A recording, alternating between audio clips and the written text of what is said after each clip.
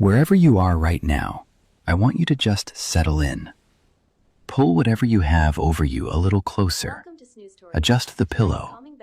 Let your shoulders drop just a little bit, because they have been up near your ears all day, and you probably have not even noticed. There you go. Now, before we begin, I have a small tradition I do at the start of every episode, and I would love for you to participate, even if no one will ever see it. If you are watching this or listening to this, go ahead and type in the comments where you are tuning in from tonight. The city, the country, the couch, the bed, the bathtub, all equally valid, all equally welcome. And if there is a topic you have always wanted me to cover, drop that in the comments too. Be specific, be strange. Tell me something obscure that you think nobody cares about. I promise I care about it. I find almost everything unreasonably interesting, which is both a gift and a terrible curse when you are trying to sleep. Also, fair warning, if you type something like the history of socks, I will absolutely make an episode about that, and it will be longer than you think it has any right to be.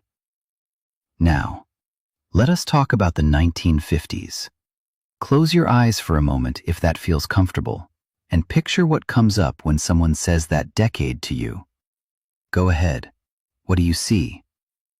There is probably something like a black and white photograph, maybe a girl in a poodle skirt, maybe a mother in a perfectly pressed apron standing near a gleaming white refrigerator, maybe a kitchen that looks almost too clean, a father reading a newspaper in an armchair, a family television in the corner of the living room. Everyone seems to know exactly where they belong. The image is so complete, so perfectly framed, so rehearsed, that it almost looks like a movie still. And that is actually the first problem. Because what most of us know about the 1950s did not come from the 1950s. It came from the version of the 1950s that the 1970s decided to remember. And then the version the 1980s polished up a little more. And then the version that Hollywood kept reproducing because it sold very well as either nostalgia or cautionary tale, depending on which direction the cultural wind was blowing. The image we inherited is real in the way that a stage set is real. It has walls, it has furniture, it has people standing in it. But if you walk around the back of it, there is nothing there, just scaffolding. Just wood and nails holding up a painted surface. Here is what I want to ask you tonight, and I want you to sit with this question without rushing to answer it. What did it actually mean to be a girl in the 1950s? Not a woman, not an adult. A girl, a child, a 10-year-old, an 11-year-old, a 12-year-old standing right at the edge of something that the adults around her were already deciding for her, naming for her, planning for her, before she had any language for any of it. What were the rules? Not the big political rules, not the laws, not the Supreme Court cases. The small rules, the daily rules. The invisible rules that nobody wrote down because they were so obvious to everyone living inside them that writing them down would have felt like writing down, "Remember to breathe." The rules about how to sit, how to speak, how to enter a room, how to leave a room, how to look at an adult, how to not look at an adult, how to eat, how to dress, how to feel, how to not feel, how to perform feeling correctly, which is a very different thing from actually feeling it. These are the rules we are going to spend tonight exploring, and I promise you, some of what you think you know about this will turn out to be accurate, and some of it will be more complicated than you expected, and a small but important portion of it will be almost completely wrong in ways that are genuinely fascinating once you understand where the wrongness came from. Let me give you the first contradiction right now, because I do not believe in warming up slowly when the contradiction is this good. Most people, when they think about 1950s girlhood, think about restriction, tightness, conformity, a world that pressed girls into very specific shapes and punished deviation. And that is not wrong. There was absolutely that. We are going to spend a great deal of tonight's journey walking through exactly that landscape. But here's what people almost never talk about. The 1950s also produced, in the same decade, in the same culture, in the same living rooms and school hallways and Sunday morning church pews, one of the largest and most commercially powerful youth cultures that had ever existed in American history up to that point. Teenagers, as a distinct social category, as a recognized group with their own identity and their own purchasing power and their own music and their own language and their own very loud opinions, were in many ways invented in the 1950s. Or at least, they were named and marketed and celebrated in the 1950s in ways that had not happened before. And girls were right at the center of that. Not on the edges, not as an afterthought, right in the middle. The same decade that told a girl to keep her knees together and speak when spoken to, and never call a boy on the telephone first, was the same decade that had girls screaming at Elvis Presley concerts with a kind of emotional intensity that made adults genuinely nervous. These things coexisted. They lived in the same body, sometimes in the same afternoon. That is the tension we are going to sit with tonight. The tension between the container and the thing that kept pressing against its walls. And the girls who navigated that tension, mostly without ever being asked if they wanted to navigate it at all. Now, here is another thing I want to gently collapse before we go any further. There is a tendency, a very understandable and very human tendency, to look at the 1950s and see it as a monolith. As if everyone in America that decade was living in a suburb, in a 3-bedroom house, with a station wagon in the driveway, and a mother who had never held a job. But the 1950s was not one experience. It was dozens of experiences happening simultaneously, sometimes in the same city, sometimes on the same block. A black girl growing up in Birmingham, Alabama in 1955 was navigating a completely different set of rules than a white girl growing up in suburban Connecticut. A girl in a rural farming community in Kansas was living a different daily life than a girl in a Manhattan apartment.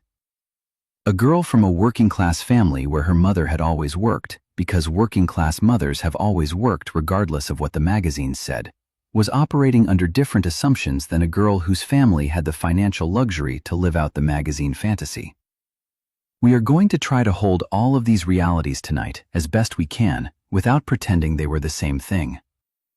Because one of the kindest things history can do for the people it is describing is to actually see them. Actually see who they were, specifically, not flatten them into a symbol. But here is the thing that makes this topic so quietly astonishing.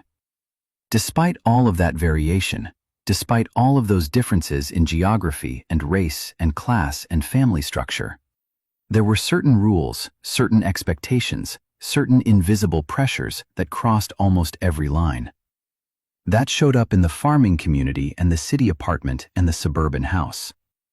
That were reinforced by mothers and fathers and teachers and ministers and magazine editors and television producers and advertising copywriters and school principals, all working in the same general direction, often without coordinating with each other, because they did not need to coordinate. They were all drawing from the same well of assumptions about what a girl was supposed to be and what she was supposed to become. And those shared rules are what make this history worth spending a night with. Tonight, we are going to move slowly through that world. We are going to walk into it the way you walk into a very old house. Carefully. Looking at the walls. Looking at the objects on the shelves. Listening to the sounds from the other rooms. Trying to understand what it felt like to live there, not what it looked like from the outside. We are going to look at where these rules came from, because they did not appear out of thin air in 1950. They had roots that went back decades, some of them centuries. We are going to look at who enforced them and why. We are going to look at how girls navigated them, the ones who followed them perfectly, and the ones who found small, quiet, very clever ways around them. We are going to look at what has survived into the present, disguised as something newer. And we are going to look at what the actual historical record says, as opposed to what the movies and the nostalgia industry decided to tell us. And somewhere in all of that, I suspect, you are going to fall asleep. Which is entirely the point. So let your body get comfortable now. Let the weight of the day start to settle down into whatever surface you are lying on. Let your breathing find its own rhythm. You do not need to do anything with what I tell you tonight. You do not need to remember it. You do not need to form opinions about it before morning. You just need to listen and let the story carry you. Because this is a long story. It is a quiet story. It is the story of a generation of girls who were handed a very specific script for their lives before they were old enough to read it clearly, and who performed it and questioned it and sometimes rewrote the margins of it in very small, very human ways. And it begins, as most things do, not with the grand historical moment, but with something much smaller. It begins with a girl sitting in a chair, being told, for the fourth time that afternoon, to sit up straight. That is where we are going. Stay with me. We are in no hurry at all. Let us start with the version you probably inherited. You know the one. It comes in soft colors, pale pink and mint green, and a very particular shade of yellow that you only ever see in photographs from this era, as if the decade itself had a color palette chosen by a committee that really loved optimism and was perhaps slightly afraid of anything too vivid. In this version, the 1950s girl is a very specific creature. She is neat. She is cheerful. She is helpful without being asked. She sets the table correctly, and she knows which fork goes where, which is impressive because adults still argue about that. She wears her hair in a style that required more effort than most people today put into their entire morning routine. She smiles at the right moments. She laughs at the right volume, which is to say, not too loudly. She is, in the language of the time, a nice girl. And being a nice girl was the primary goal, the North Star, the thing everything else was aimed at producing. This is the version that shows up in the textbooks, or at least in the margins of the textbooks, in the lifestyle sections, in the home economics chapters that always seem slightly bewildered about why they were in a textbook at all. This is the version that television reinforced week after week. Donna Stone on The Donna Reed Show. Margaret Anderson on Father Knows Best. These were not just entertainment, they were instruction manuals, they were blueprints. And millions of girls watched them and absorbed the blueprint whether they wanted to or not, the way you absorb a song that plays every day without ever deciding to learn the lyrics. Now here is where it starts to get interesting. The first thing to understand about this familiar version is that it was already a performance at the time, not a reality that later got romanticized. An active, deliberate, produced performance that was happening in real time while the decade was still happening. The magazines of the 1950s were not describing the lives American women and girls were actually living. They were describing the lives that certain people in certain industries had decided American women and girls should aspire to live. There is a very significant difference between those two things, and the distance between them is where most of the interesting history lives.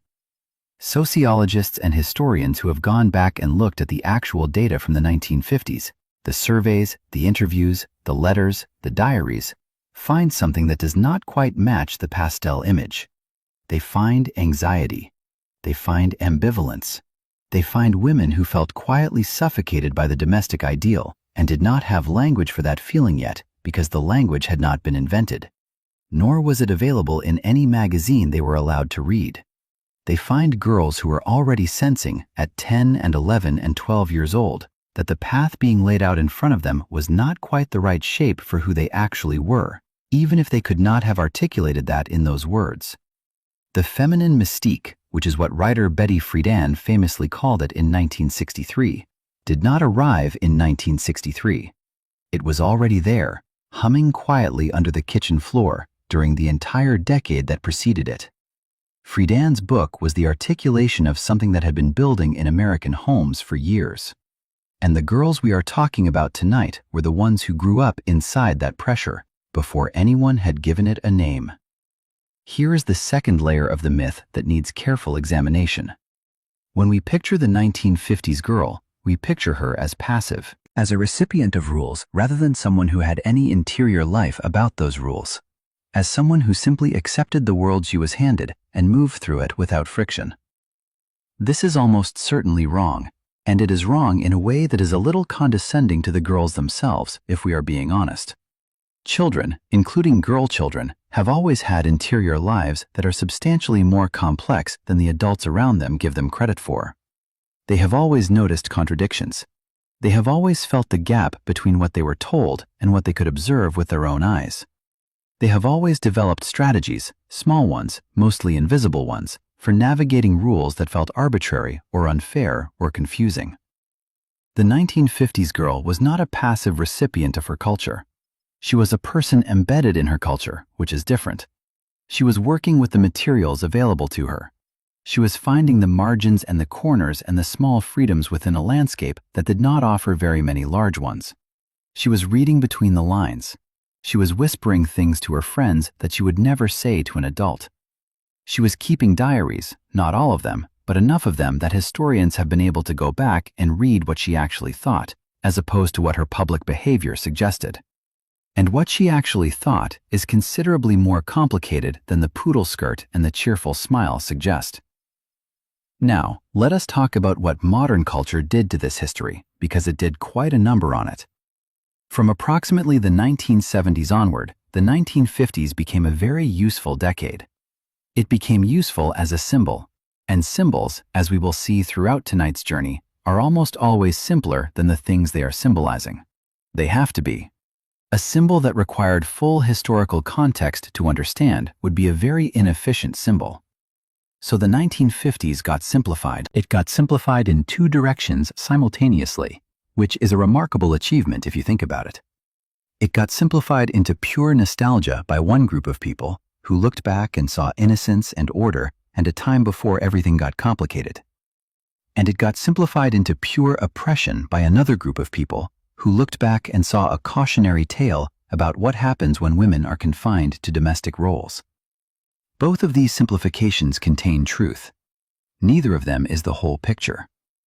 And both of them end up, paradoxically, doing the same thing to the actual girls who lived through the decade.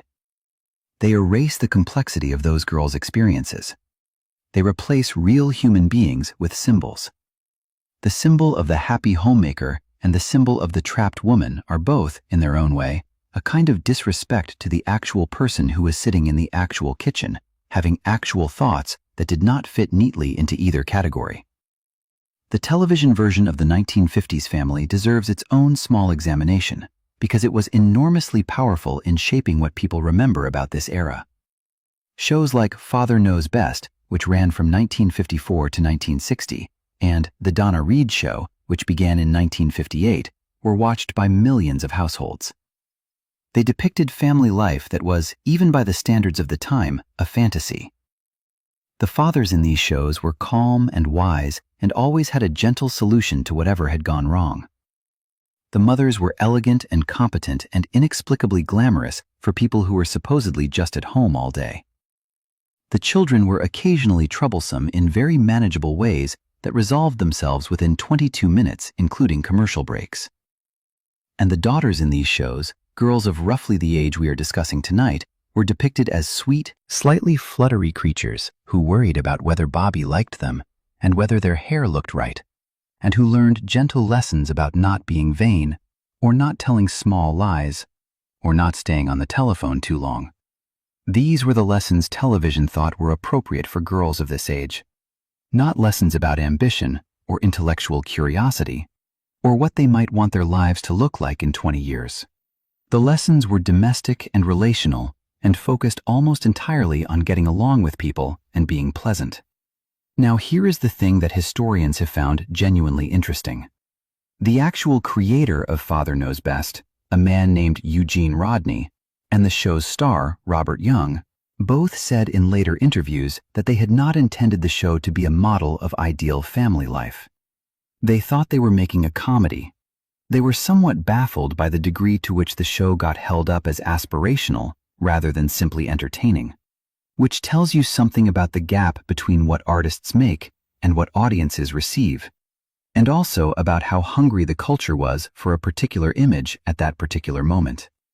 Let us also talk briefly about the magazines, because the magazines were possibly even more powerful than the television shows in some ways, because they arrived in the home and stayed there. Ladies' Home Journal, Good Housekeeping, McCall's. These were not small publications. They had circulations in the millions. They sat on kitchen tables and in living rooms and were passed between neighbors. And the world they depicted was extraordinarily consistent. Month after month, year after year, they showed a version of femininity that was domestic, cheerful, aspirational, and almost completely severed from any of the more difficult realities of women's lives. The advertisements in these magazines are perhaps the most revealing artifact of the era. They tell you what the culture was selling, and therefore what the culture assumed women wanted or could be convinced to want. Appliances, cleaning products, foods that would make your family love you more, cosmetics, fashions. And woven through all of it, a constant low hum of anxiety about whether you were doing it correctly, whether your floors were clean enough, whether your casserole was good enough, whether your figure was appropriate enough, whether your children were well behaved enough. This anxiety was not incidental. It was a feature, not a bug. Anxiety sells products. A woman who is completely confident about her home and her appearance has no reason to buy anything new. The magazines needed women to feel slightly inadequate in order to function as commercial objects. And the girls growing up in this environment were absorbing that anxiety from a very young age, often before they understood what they were absorbing or why. One more layer before we let this chapter rest. There is a version of the 1950s mythology that treats it as uniquely American, as something that happened in split-level houses in Ohio and nowhere else. And while the specific aesthetic of the American 1950s was indeed distinctly American, the underlying structures, the expectations placed on girls, the rules about femininity, the compression of female ambition into domestic channels, these were not unique to America. They were happening in Britain, in Canada, in Australia, in different forms and with different local flavors, but recognizably shaped by the same post-war anxieties, the same economic incentives, the same social forces that were pushing women and girls back toward domesticity after the disruptions of the Second World War. Because that is the context we have not yet gotten to, and we will get there properly in a later chapter, but it is worth planting the seed now.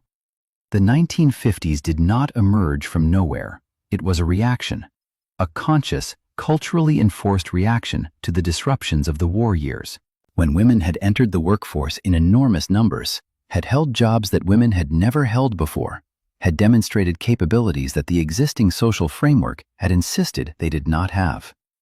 The post-war period needed, for economic and psychological and deeply political reasons, to put that genie back in the bottle.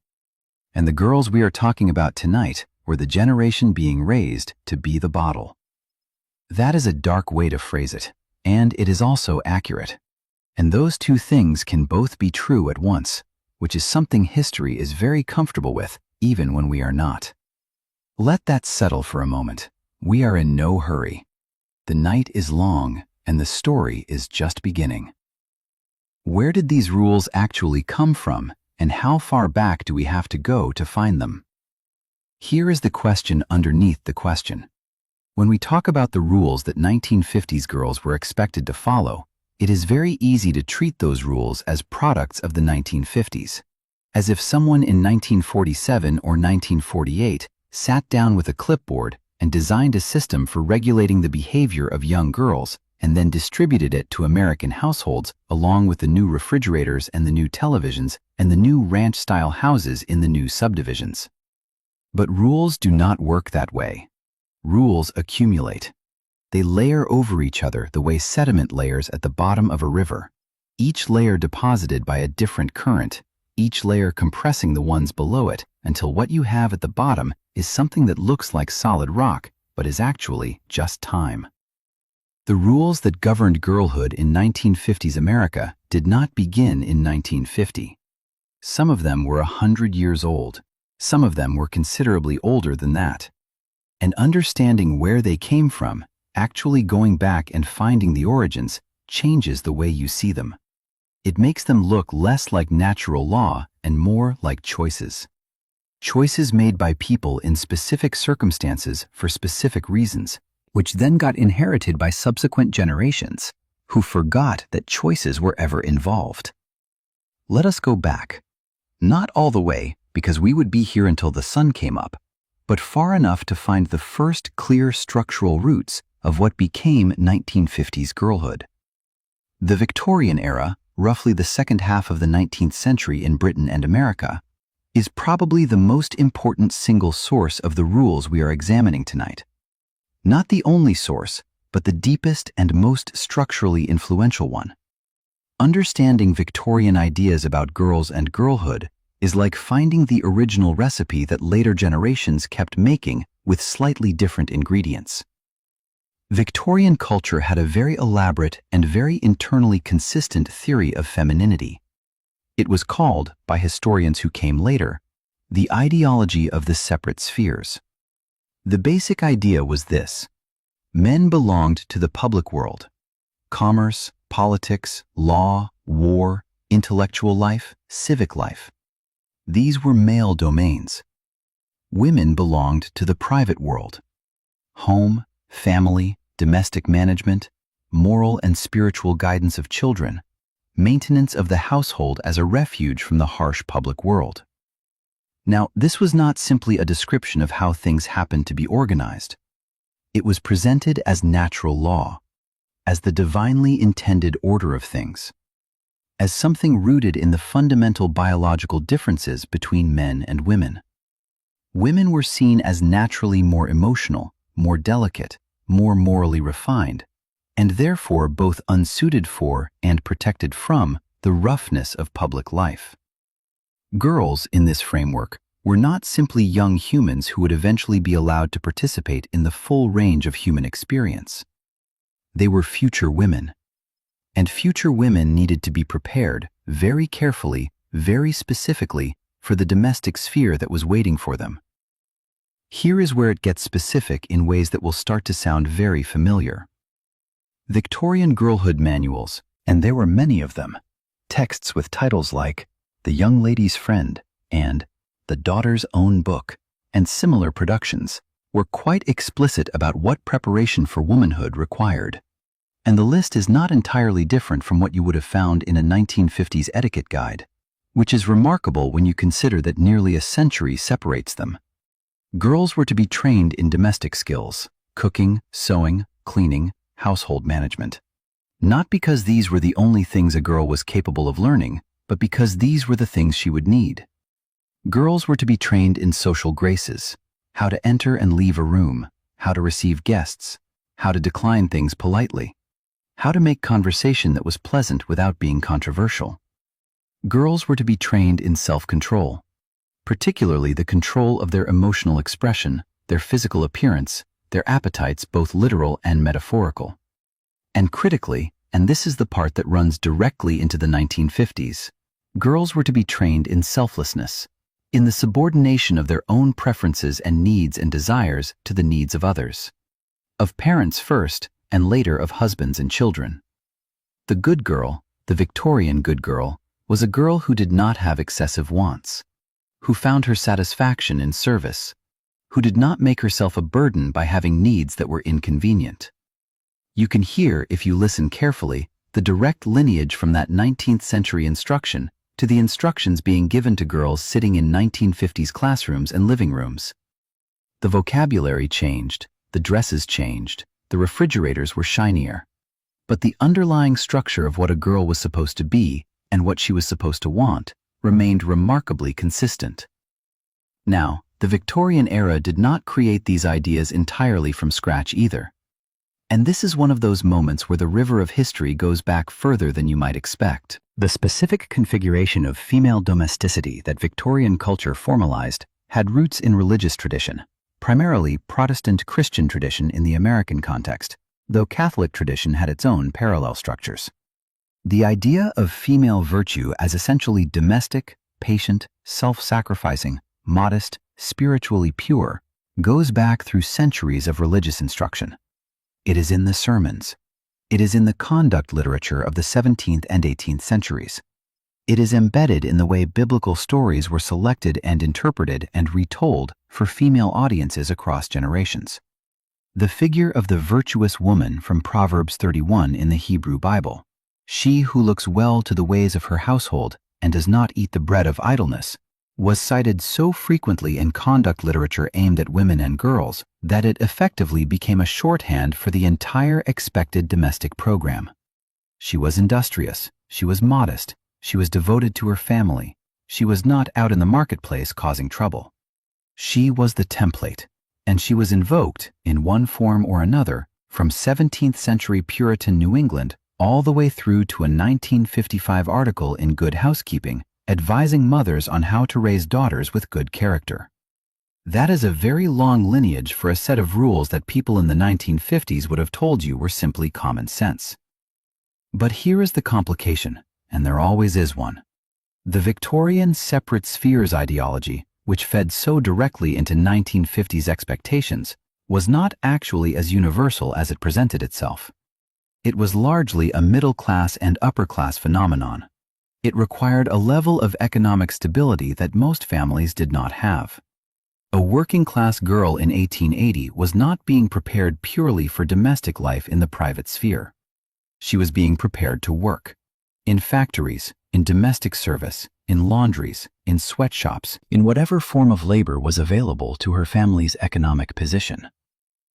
The ideology of the delicate girl, protected from the harsh world, cared for at home, trained for refined domestic duties, was a class fantasy as much as anything else.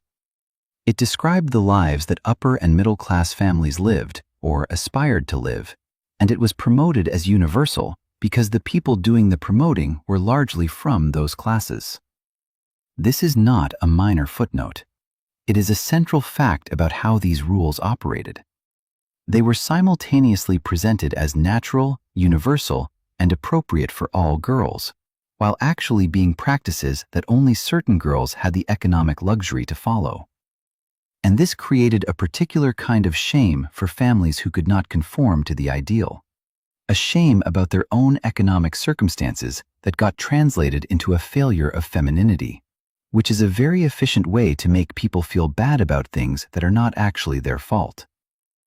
Let us come forward in time now to the early 20th century, because something very specific happened in the decades between the Victorian era and the 1950s that directly shaped the rules we are examining.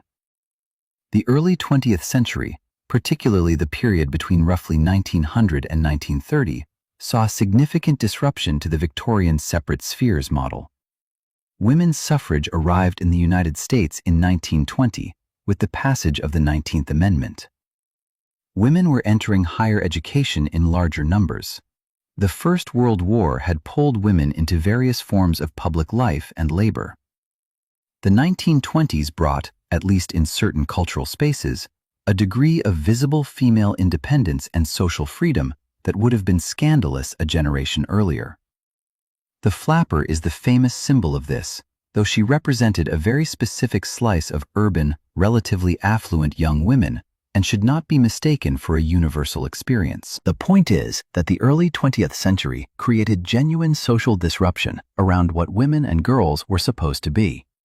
And social disruption almost always triggers a counter-movement, a retrenchment, a pulling back towards something that feels safer and more legible. The Great Depression, which began in 1929, contributed to this retrenchment in ways that historians have examined carefully. Economic catastrophe tends to push social behavior in conservative directions. When survival is the primary concern, experimentation with social roles feels like a luxury. Women who had been edging toward greater economic independence found themselves pushed back toward traditional domestic arrangements, partly by economic necessity and partly by cultural pressure, including a genuine backlash against working women who were accused, often absurdly, of taking jobs from men who needed them more. And then the Second World War disrupted everything again, in the opposite direction, pulling women into the workforce in massive numbers.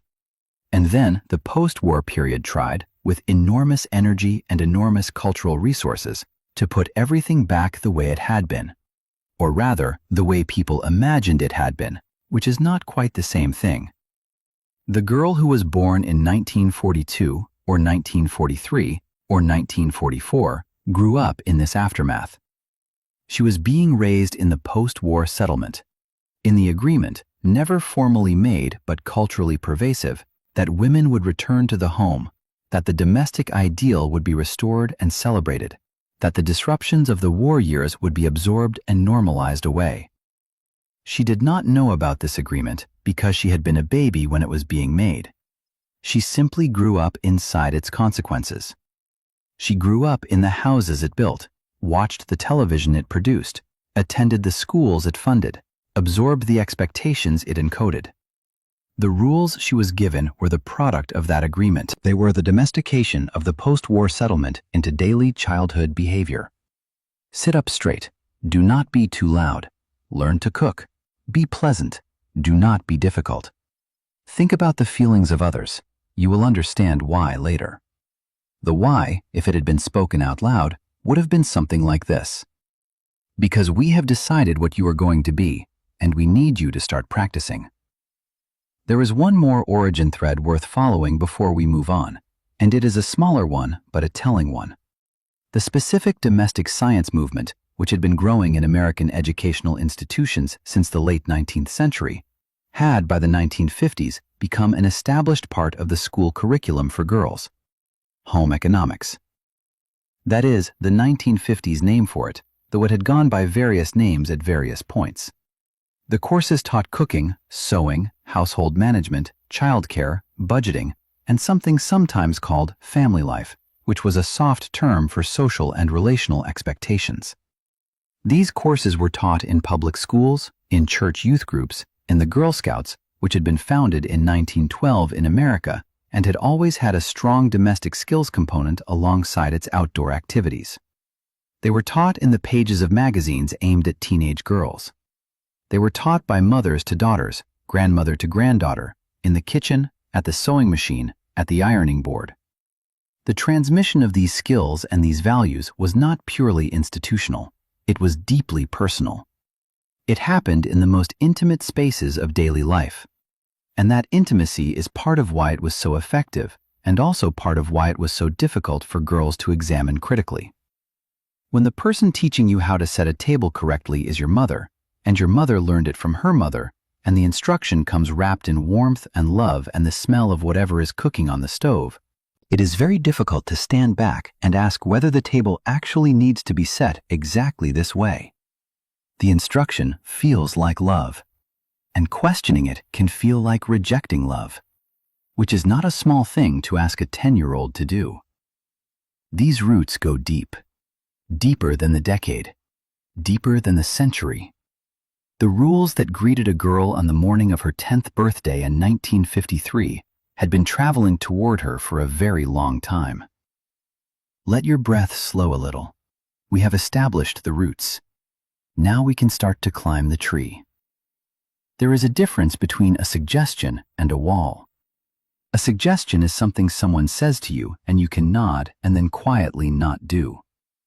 A wall is something you walk into in the dark and discover only by the impact. Most of the rules governing 1950s girlhood were presented as suggestions. They were framed as guidance, as wisdom, as common sense passed down through experience. But they functioned as walls. And the institutions that enforced them were very good at making walls look like wallpaper. Decorative, inevitable, simply part of the room.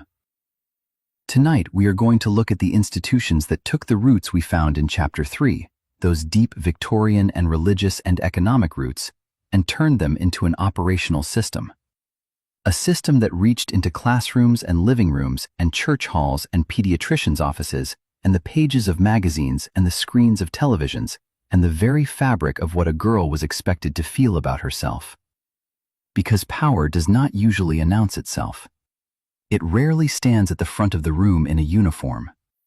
It much more often works through the people you trust most, through the institutions that feel like home.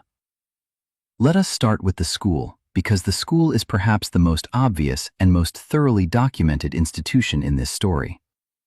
By the 1950s, public education in America was nearly universal for children of school age. Most girls were in school, and school was not simply a place where academic subjects were taught. It was explicitly understood by educators and school administrators and the organizations that trained them as a site of character formation, of social preparation, of what one educational theorist of the era called education for life. Education for life, when applied to girls, had a very specific meaning. It meant education for the kind of life that girls were expected to live. And that life was domestic. The curriculum reflected this with a clarity that today's eyes find almost startling in its lack of subtlety. Home economics was required for girls in most American public schools through the 1950s. Not optional, required. While their male classmates were taking shop class, learning to work with wood and metal and mechanical systems, girls were learning to cook and sew and manage a household. The message was not hidden. It was in the timetable. It was built into the structure of the school day. You are going to spend your life in a kitchen. Let us make sure you know what to do when you get there. But it went deeper than the formal curriculum. The school also transmitted expectations through its informal culture, through what sociologists call the hidden curriculum, the things that are taught not by what is said, but by how the institution organizes itself. Girls in 1950 schools were expected to be quieter than boys, to raise their hand more politely, to wait more patiently, to defer to male classmates in discussions, to be helpful and cooperative rather than competitive and assertive, to take up less space, literally and figuratively.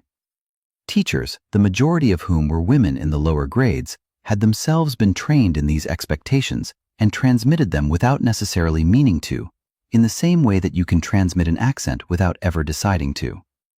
A girl who was too loud, too argumentative, too confident in her own opinions, too interested in being right rather than being agreeable was a problem.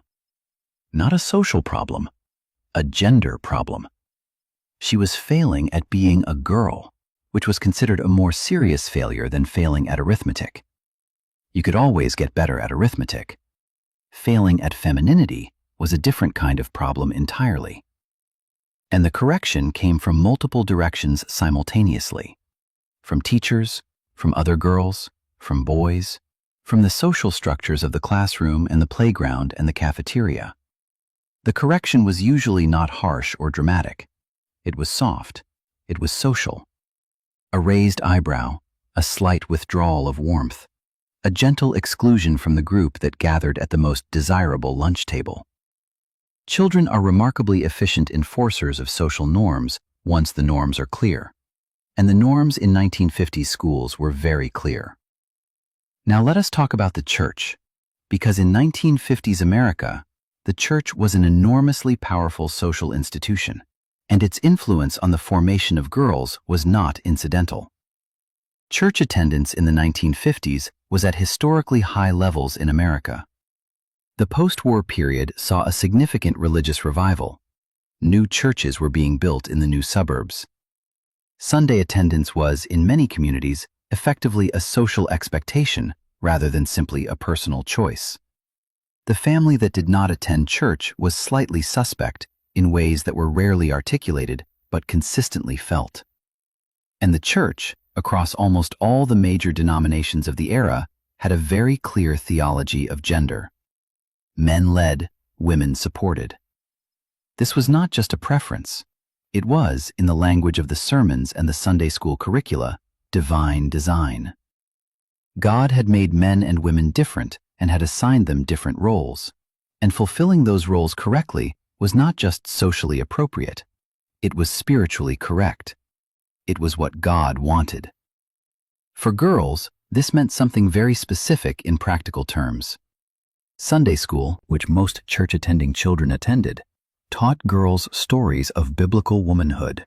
Ruth and Naomi, Mary, the mother of Jesus, the women who served and supported and remained faithful in the background, while the large historical events happened to the men. These were the models. These were the stories that were repeated and elaborated on and held up as aspirational.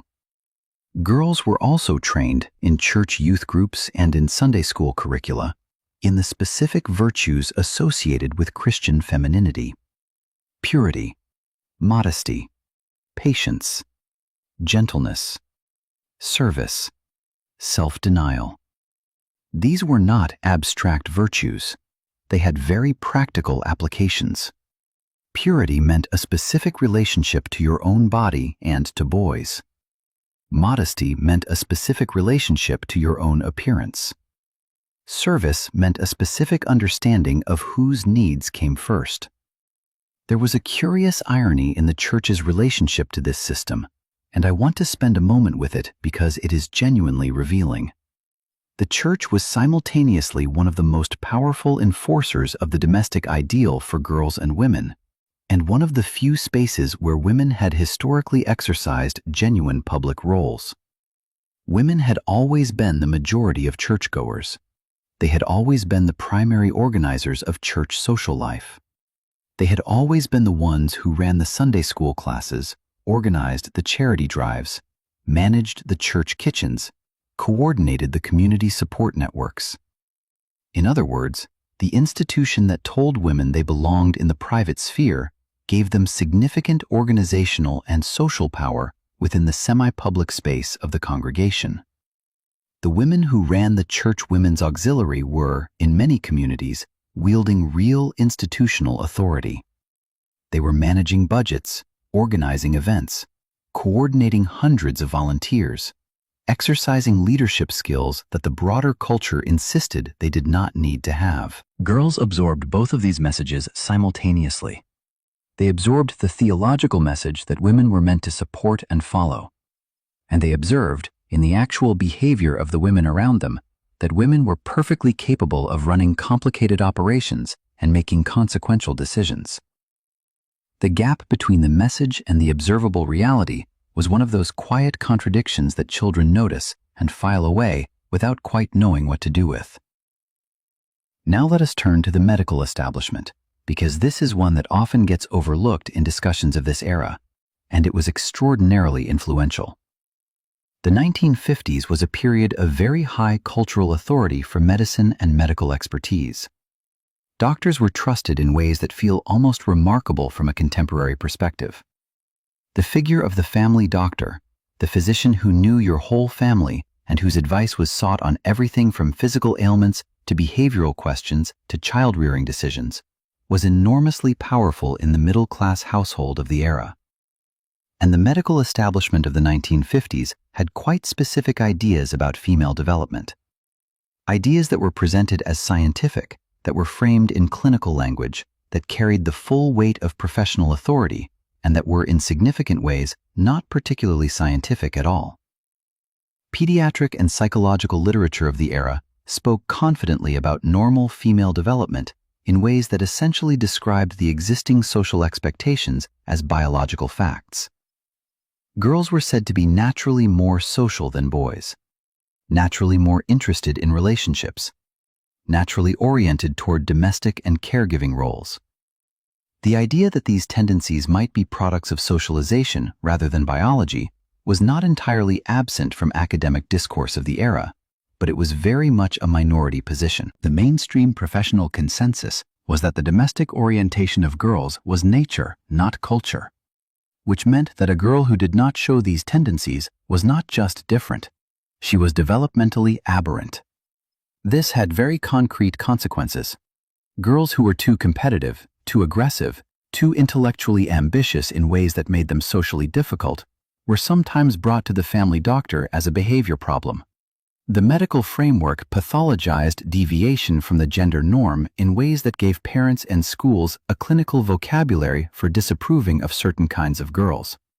Benjamin Spock, whose book Baby and Childcare became the parenting Bible of the post-war era and sold in numbers that rivaled the actual Bible, had views about gender development that were thoroughly conventional for his time.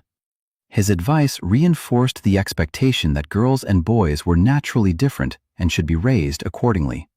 And his authority was such that his advice felt less like cultural opinion and more like medical fact.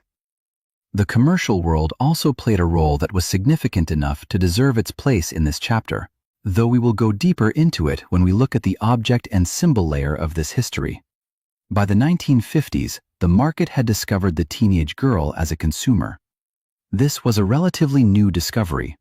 The category of teenager, as a distinct phase of life with its own culture and its own purchasing power, was largely a post-war invention. And girls, particularly from the mid-1950s onward, were recognized as a significant market segment. The industries that targeted girls, fashion, cosmetics, music, Magazines like Seventeen, which had launched in 1944 and found enormous success, were selling a very specific package. They were selling femininity as something you purchased and performed. They were telling girls that being the right kind of girl required the right products, the right foundation garments, the right shade of lipstick, even though many of the girls reading the magazine were not yet old enough to wear lipstick outside the house. The right style of clothing, the right scent. And here is where the commercial world reinforced the institutional pressure in a way that was particularly efficient.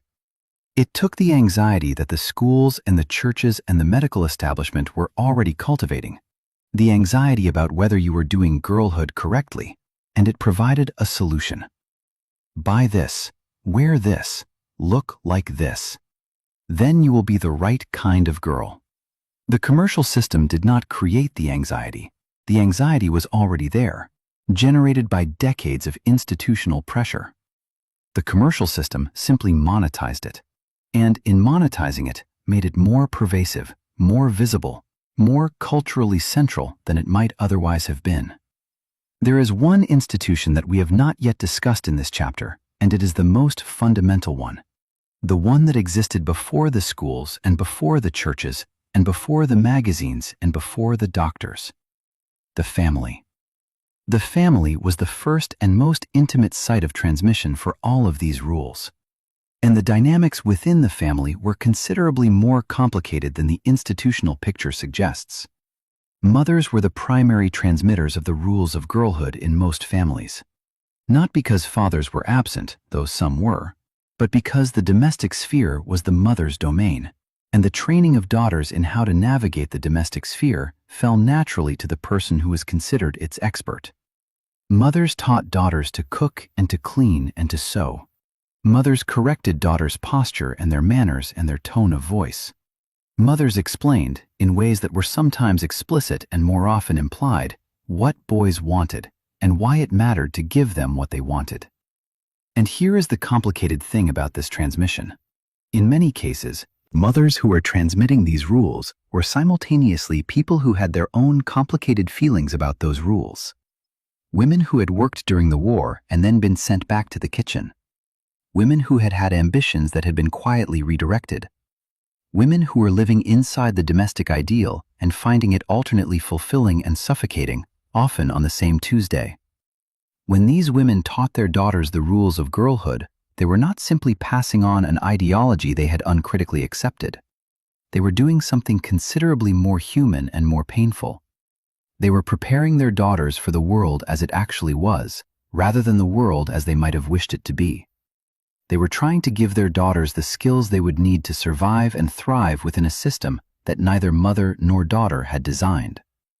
That is a complicated form of love, and it deserves to be recognized as love, even as we also recognize that the system it was preparing girls for was not entirely benign. Power rarely looks like power from the inside. It looks like furniture, like routine, like the way things simply are. The institutions that shaped 1950s girlhood were not conspiracies. They were systems. And systems are harder to see than conspiracies because conspiracies have edges. Systems go all the way to the wall. Rest in that for a moment. Let your breathing slow. We have been walking through some dense institutional territory, and you have done well to follow it this far. The next chapter will take us somewhere warmer, more human, into the actual texture of a day. We are in no hurry. The night is doing its work. What a Tuesday actually felt like. Let us forget institutions for a little while. Let us forget the magazines and the television shows and the medical literature and the school curriculum. Let us set all of that down for a moment, the way you set down a heavy bag when you finally get home, and let us just walk into a day, a Tuesday. Nothing special about it, not a holiday, not a birthday, not a day when anything historically significant is happening. Just a Tuesday in, let us say, 1955. And we are going to follow a girl through it. Not a symbol of a girl, not a sociological case study.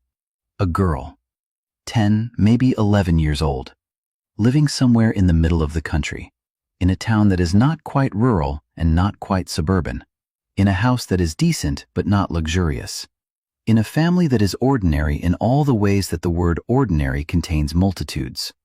We are going to pay attention to the small things, because the small things are where the rules actually lived. Not in the textbooks, not in the policy documents, in the small things. In the way you got out of bed and what you did next, and what you were expected to have done before anyone else in the house woke up. The alarm, if there was one, went off early.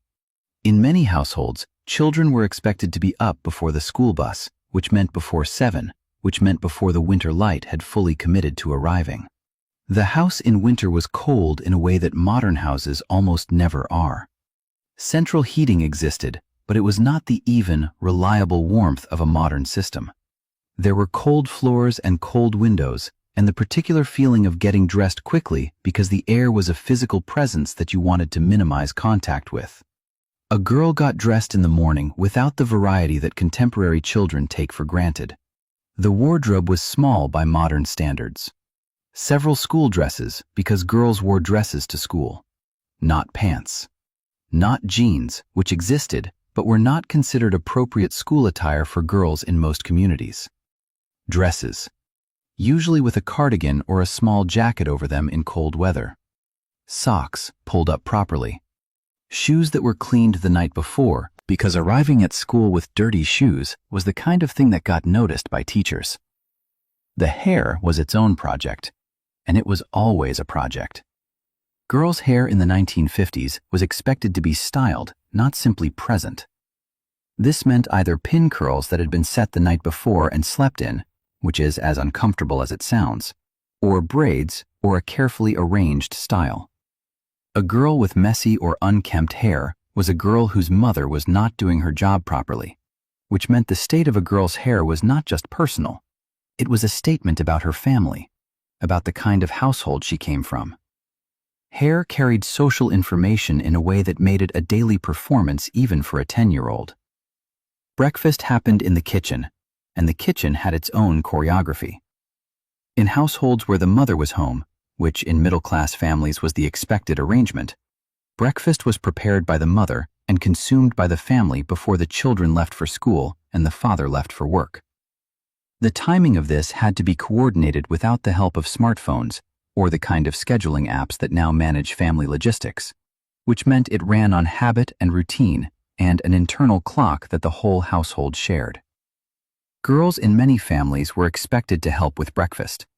Not the cooking necessarily, though older girls often did some of this, but the setting of the table, the clearing afterward, the washing of dishes, or at least the stacking.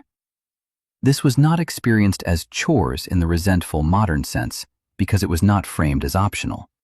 It was simply part of what mornings were, part of the ordinary machinery of the household that everyone was expected to contribute to, though the distribution of that contribution followed very clear gender lines. Boys in the same household were often not expected to do the same things. Their morning was simpler. Their preparation for the day required less of them domestically. This asymmetry was so normal as to be invisible. It was simply how families worked. It would have required a quite unusual child to look at the morning routine and identify it as inequitable. The concept was not available in the morning kitchen in 1955. The walk to school, or the bus ride, was social time. And social time for girls had its own rules, which were different from the rules governing social time for boys.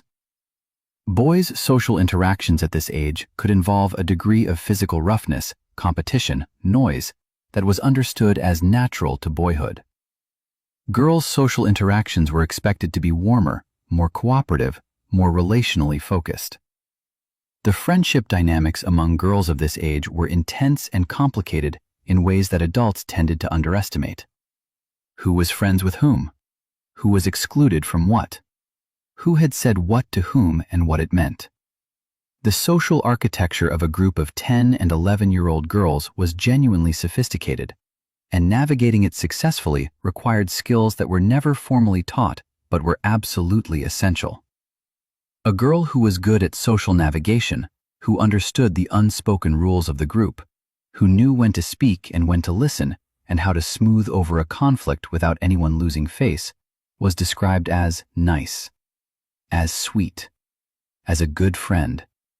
These were high compliments. They indicated that she had mastered the primary social skill that her gender was expected to prioritize. A girl who was not good at this, who was socially awkward, or who prioritized her own preferences over group harmony, or who was perceived as selfish or difficult, had a harder time. Not a catastrophic time, but a harder one. The social penalties for being the wrong kind of girl were real and daily, and delivered through the perfectly calibrated cruelty that children, who have not yet developed the adult courtesy of being indirect about rejection, deploy with great efficiency. School itself occupied the central hours of the day, and school deserves a slow look from the inside. The physical experience of a 1950s classroom was different from contemporary classrooms in ways that matter when we are trying to understand what daily life felt like. The desks were arranged in rows. The teacher stood at the front. The expectation of order was much higher than in most contemporary educational settings. Children sat still for longer periods. They raised their hands before speaking. They asked permission to leave the room. The classroom was a formal space, and the formality was not merely aesthetic. It communicated something. It communicated that learning was a serious activity that required a particular kind of body. A body that was still, that was quiet, that was controlled. For girls, this formality mapped quite naturally onto the social expectations that were being transmitted everywhere else. Be still. Be quiet. Be controlled. The school's formal culture reinforced, without necessarily intending to, the domestic culture's expectations about how a girl should occupy space and use her voice. There were moments of genuine intellectual engagement, of course. Teachers who were passionate about their subjects could ignite real curiosity in their students, regardless of the formal structures around them. Girls who loved reading found refuge in the school library. Girls who were good at arithmetic quietly excelled without anyone necessarily knowing what to do about it.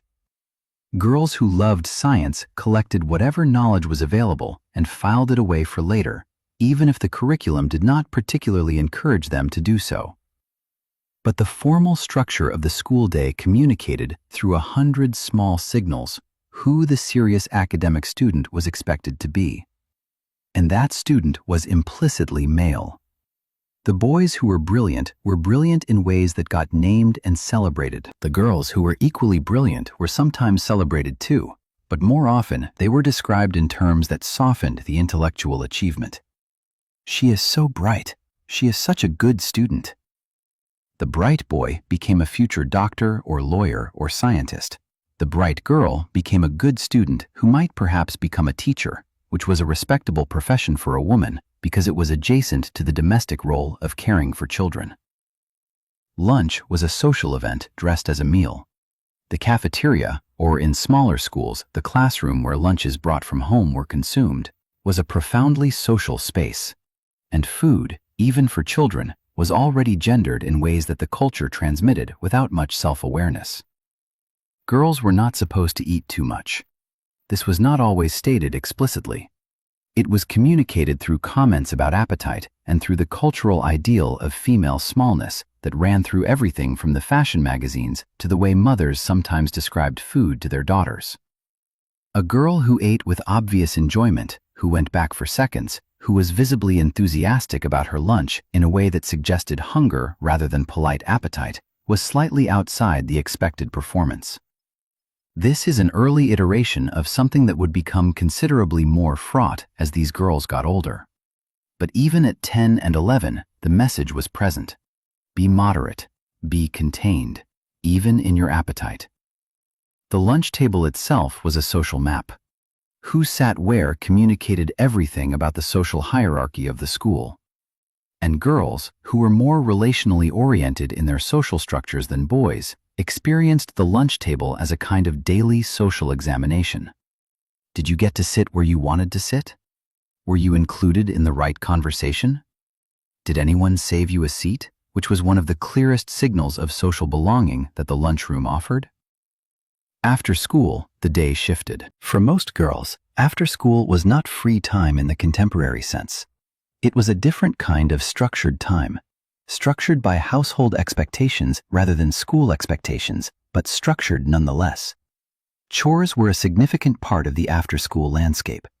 In most households, girls were expected to contribute to domestic labor in ways that reflected their training for future domestic roles. Sweeping, dusting, setting the table for dinner, helping prepare dinner, which might mean peeling vegetables or stirring something on the stove under adult supervision, doing dishes after the evening meal.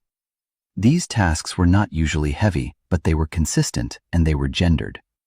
A girl had household responsibilities that a boy in the same family often did not share. This is one of those daily asymmetries that children noticed and sometimes mentioned and were told was simply how things were. Boys had other responsibilities. Boys would have different roles later. This was not unfair. This was preparation. The word preparation was doing a great deal of work in the 1950s household. It was the explanation offered for many things that were not, when examined carefully, obviously connected to any specific future preparation. But it was offered with enough confidence that questioning it felt like questioning something much larger than chore distribution. Homework occupied part of the evening. And homework was done at the kitchen table in many households, or in a shared bedroom if there was a desk. The television, if the family had one, was a presence in the evening, and its pull was real. But children were expected to complete schoolwork before watching, in most households with any pretense to educational seriousness. Girls' homework was taken seriously by their parents, and this is worth noting because it complicates the picture slightly. The 1950s was not a period in which girls' education was considered unimportant. Girls were expected to do well in school. Good grades were valued. The contradiction was not between education and non-education. It was between education and what education was understood to be for. A girl's education was valued as a form of self-improvement, as a qualification for a decent marriage, as a potential backup in case of emergency, and as training for the role of educated mother who could help her own children with their schoolwork someday. It was less consistently valued as preparation for a career or an independent intellectual life. This meant that a girl who excelled academically was praised, but the praise often had a ceiling. It was wonderful that she was so bright. It was wonderful that she worked so hard. But there was a particular kind of ambition, the ambition that looked beyond the horizon of marriage and family and towards something else, something professional and independent and self-directed that made adults around her slightly uncomfortable. Not hostile necessarily, just slightly uncertain, as if they were not quite sure what to do with her. Evenings had their own texture. The family dinner, in households that managed it, was a ritual that carried social and moral weight beyond the food itself. Eating together was considered important, and not simply for nutritional reasons. It was considered the site of family cohesion, the place where the day was shared and the family unit was reinforced. At the dinner table, girls were expected to participate in conversation in a specific way. Not too quietly, which would be rude, but not in ways that dominated or redirected the conversation inappropriately. They were expected to show interest in what others were saying, to respond when addressed, to not bring up topics that would be upsetting or controversial. The dinner table was not a space for difficult feelings or complicated personal revelations. It was a space for the performance of family harmony. This is not to say that real, warm, genuine connection did not happen at these dinner tables. It absolutely did. Families are families in every decade, with all the tenderness and the humor and the private language and the running jokes that family life generates. But the structure of expectation was there, shaping the performance even when the performance was genuine. After dinner, the evening wound down. Dishes, perhaps some television, baths. The particular negotiation of getting children to bed that is the same in every decade, regardless of the historical circumstances. And then, in the bedroom, often shared with a sister, the day finally released its grip. I want to spend a moment in that bedroom at the end of the day, not doing anything in particular, just being there, It was probably a small room. The beds were made with a care that would feel excessive by modern standards. There were perhaps a few things on the dresser, a hairbrush, a small bottle of something that smelled like flowers, a photograph or two. The window, if it was winter, had frost on the inside of the glass in older houses. The sounds of the house settling around you, the pipes, the wind, the distant sound of the television in the living room. A girl in that bed at the end of a Tuesday in 1955 was a person who had navigated, from the moment she got up, a continuous series of small performances and small decisions and small adjustments. She had dressed correctly. She had spoken correctly. She had sat correctly. She had eaten correctly.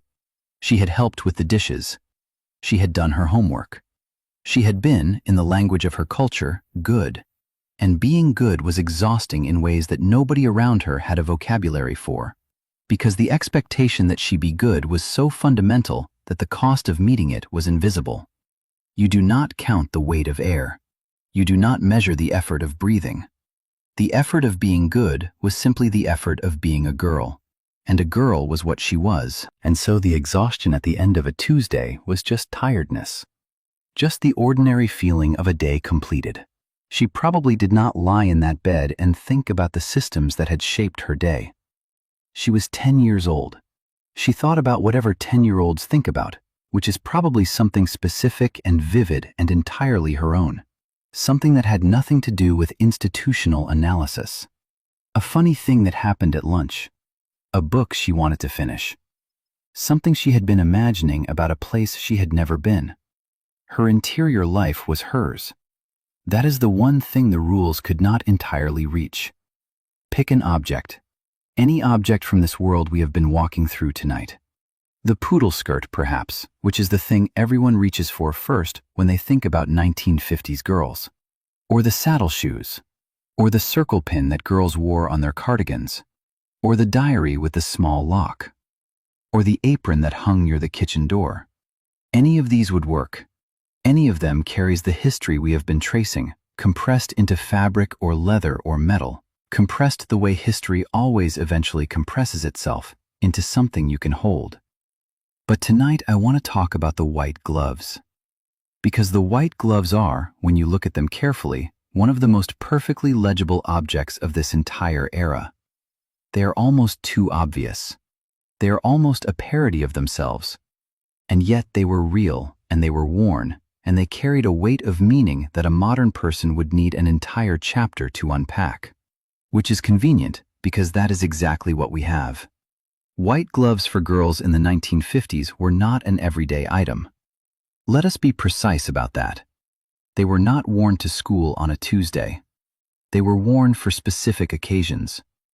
Church, Easter Sunday, a birthday party with any degree of formality, a visit to a relative of some importance, a school event that required what was called your best, a trip downtown to a nicer restaurant or department store. They were, in other words, a ceremonial object. And ceremonial objects are interesting precisely because they are not purely functional. Nobody needs white fabric covering their hands in order to sit in a church pew. The gloves are not keeping you warm. They are not protecting you from anything. They are communicating something. And what they are communicating is worth examining carefully. The white gloves communicated, first and most obviously, effort. Someone had cleaned these gloves or purchased new ones, or at the very least taken them carefully out of wherever they were stored and made sure they were presentable.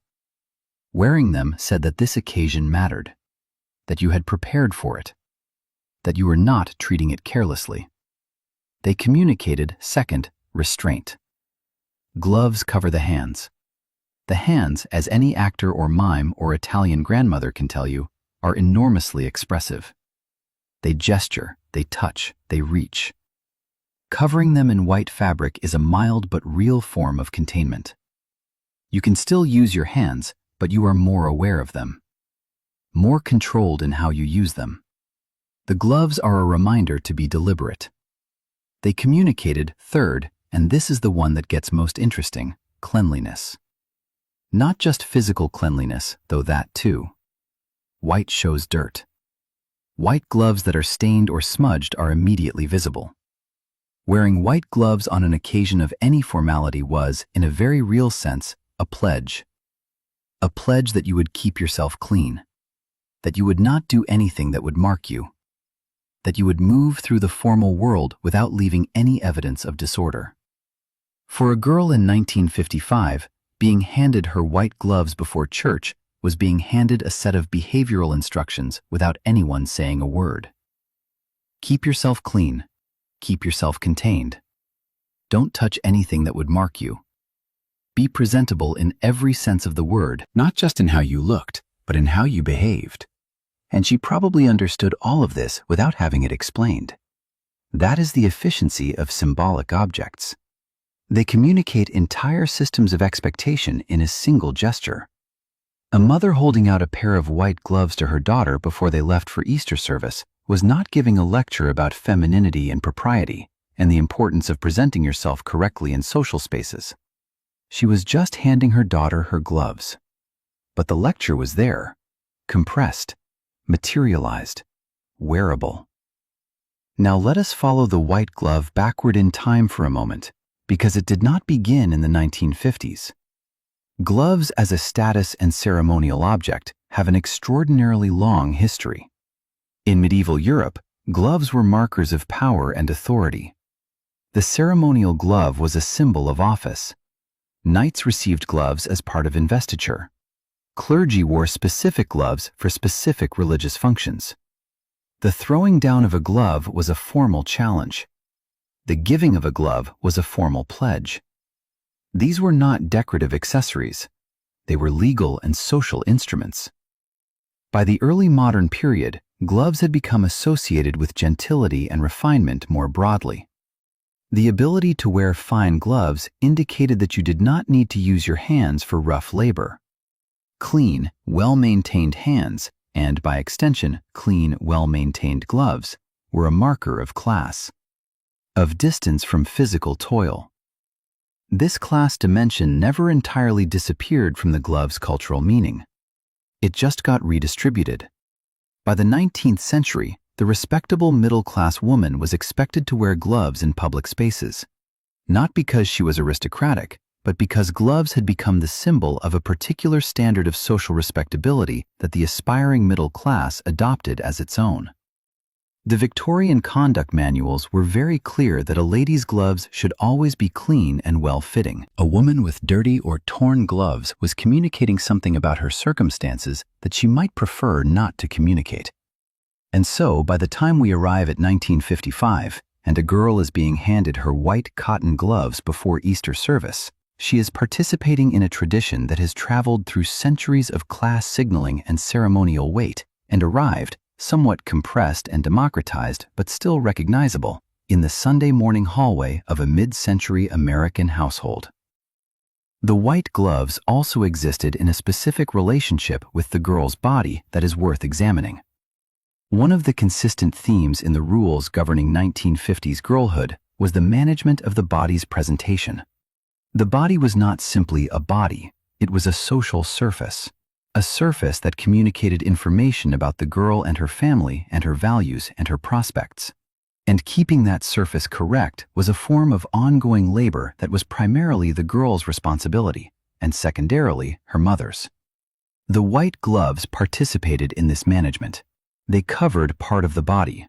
They made that part of the body neat and uniform and unmarked.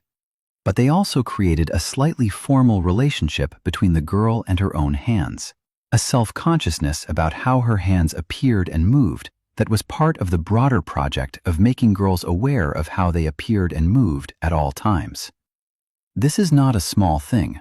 The cultivation of that self-consciousness, that awareness of how one's body looks to external observers, is a significant psychological project. It requires a girl to develop and maintain an internal observer, a kind of background process that is always watching herself from the outside. And the white gloves, worn on important occasions, were one of the regular exercises in developing that capacity. Let us look at a few other objects briefly, because the white gloves are eloquent, but they are not alone. The circle pin. This was a small, often gold-colored circular brooch that girls wore on the collar or lapel of a blouse or cardigan. It was popular through much of the 1950s, particularly among adolescent girls. It seems like a trivial fashion accessory. It was not. The circle pin had a specific social meaning that was widely understood among the girls who wore it, even if it was rarely explained to adults. A circle pin worn on the right side indicated that you were single and available. A circle pin worn on the left side indicated that you were going steady. A circle pin worn in the center could indicate that you were undecided or open to the question, depending on local convention. This is remarkable. A generation of girls was using a piece of jewelry as a social signaling system.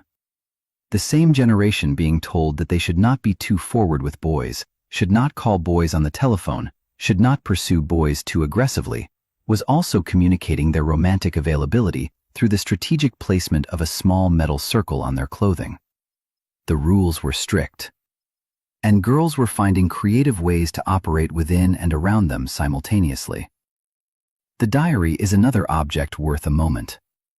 Many girls kept diaries, and the diary, with its small lock and its tiny key, was an object that represented the one space in a girl's life that was genuinely hers. The diary was private. It was the place where the performance could stop, where you did not have to be good or neat or cheerful or contained, where you could write the things you were not supposed to say out loud. Historians who have had access to actual diaries from this period find them extraordinary. They find girls who were funny and sharp and angry and confused and observant and deeply, specifically human in ways that the public record of their lives does not always capture. The girl who sat quietly at the lunch table and smiled appropriately and set the table without being asked was, in the evenings, writing things in her diary that she would never have said in the kitchen. The diary was the pressure valve, the space where the interior life that the rules could not reach was allowed to exist without consequence. The apron is the last object I want to spend a moment with tonight, because it is perhaps the most symbolically loaded of all. The apron was a functional garment. It protected your clothing from spills and stains while cooking or cleaning. That is genuinely useful. Nobody is arguing against the practical function of the apron. But the apron in 1950s culture was also an enormously powerful symbol. It appeared constantly in the visual culture of the era. In the magazine advertisements, in the television shows, on the packaging of food products. The apron was shorthand. It meant home. It meant domestic competence. It meant a woman who was where she was supposed to be, doing what she was supposed to be doing. Girls were given aprons, small ones, sized for children. They wore them when they helped in the kitchen. And wearing the apron was not just practical, it was practice. It was an early rehearsal for the role that was waiting for them. Here is your costume for the part you will eventually play full-time. Try it on. See how it fits. The interesting thing about the apron as a symbol is what happened to it later. By the 1960s and 1970s, the apron had become one of the primary symbols of the domestic confinement that the feminist movement was pushing against. Burning the apron became a symbolic act, even though, in a slight historical irony, the famous bra burning of feminist protest was largely a myth. What actually happened was more complicated and less photogenic. But the apron as a symbol of restricted female roles had a very clear second life as a symbol of what was being rejected, which means the same garment, the same practical piece of cloth, traveled in the 1950s as a symbol of proper femininity, and in the 1970s as a symbol of oppression. The apron did not change. The interpretive frame around it changed entirely. Objects do that. They are patient. They wait for the culture to tell them what they mean. And then, when the culture changes, they are willing to mean something else entirely. Here is something that gets smoothed over in the familiar version of this history. The 1950s that we have been describing, the one with the white gloves and the home economics class and the television shows with the patient mothers and the wise fathers, was not the experience of all American girls. It was the experience of some American girls. And the gap between those girls and the others is not a footnote. It is a central fact about how the rules of girlhood actually operated. Because one of the things that rules do, one of their less discussed functions, is that they sort people. They create categories. They distinguish between the people who can follow the rules correctly and the people who cannot, for whatever reason. And they attach meaning to that distinction. The meaning is usually not flattering to the people on the outside. Let us start with race, because it is the most fundamental division in this history, and the one that the familiar pastel image of the 1950s most thoroughly erases. A black girl growing up in the American South in the 1950s was living in a legally segregated society. That is not a metaphor. It is a description of the actual legal structure of her daily life.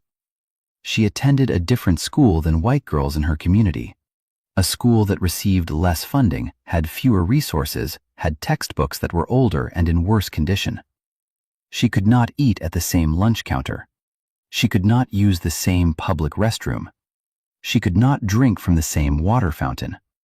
She could not sit in the same section of the movie theater or the bus. The rules of femininity, the rules about how a good girl behaved and what she aspired to, existed for black girls too, but they existed inside a completely different structural reality. And that structural reality created contradictions that were not incidental to the experience of black girlhood in this era. They were central to it. A black mother in Birmingham in 1955 was also teaching her daughter to sit up straight and speak correctly and present herself well. But she was doing so in a context where those presentations of correctness and respectability were not simply social signals to other members of her community. They were also, and crucially, protective strategies in a society where the consequences of being seen as less than respectable by white people in positions of authority could be severe. The respectability politics of black middle-class culture in this era, the careful attention to dress and speech and behavior, was not simply mimicry of white domestic ideals. It was a complex survival strategy that had its own internal logic and its own community-specific values. And the girls who were being raised inside this system were navigating two sets of rules simultaneously. The rules of black community respectability, which were their own and their families and their churches, and the rules of a white-dominated society that imposed its own set of expectations and restrictions, regardless of how well a black girl followed any other set of rules. Rosa Parks, who in December of 1955 refused to give up her seat on a Montgomery, Alabama bus, was not simply a tired woman who happened to decide she had had enough one evening. She was a trained activist, a member of the NAACP, a woman who had thought carefully about dignity and resistance and what it cost and what it was worth. She was also a woman who had grown up navigating exactly the double set of rules we are describing. She understood both systems from the inside. The Montgomery bus boycott that followed her arrest lasted 381 days. It was organized in large part through the black churches and community organizations of Montgomery, and it involved girls and women at every level, as participants, as organizers, as the people who walked miles to work rather than ride a segregated bus. The domestic skills and community organizing skills that black women and girls had been trained in, the same skills that the white domestic ideal was training girls for in its own way, were deployed in the service of political resistance. The institutional knowledge of how to organize a community, how to communicate across a large group, how to sustain collective action over time, came from exactly the church committees and community organizations that women had been running for generations. Now let us look at class, because the class divide in this history is real and significant even within the white middle-class community that the familiar image centers. The domestic ideal of the 1950s, the stay-at-home mother in the clean house with the good appliances and the well-dressed children, required money. Not great wealth, but a stable income that allowed one adult in the household to focus entirely on domestic management rather than paid labor. Many American families in the 1950s did not have this. Working-class families, immigrant families, farm families, families in areas of persistent poverty did not live inside the domestic ideal because they could not afford to. In working-class households, mothers often worked, not because they had rejected the domestic ideal, but because the household needed the income. And a girl in a working-class household was watching a different model than the one the magazines described.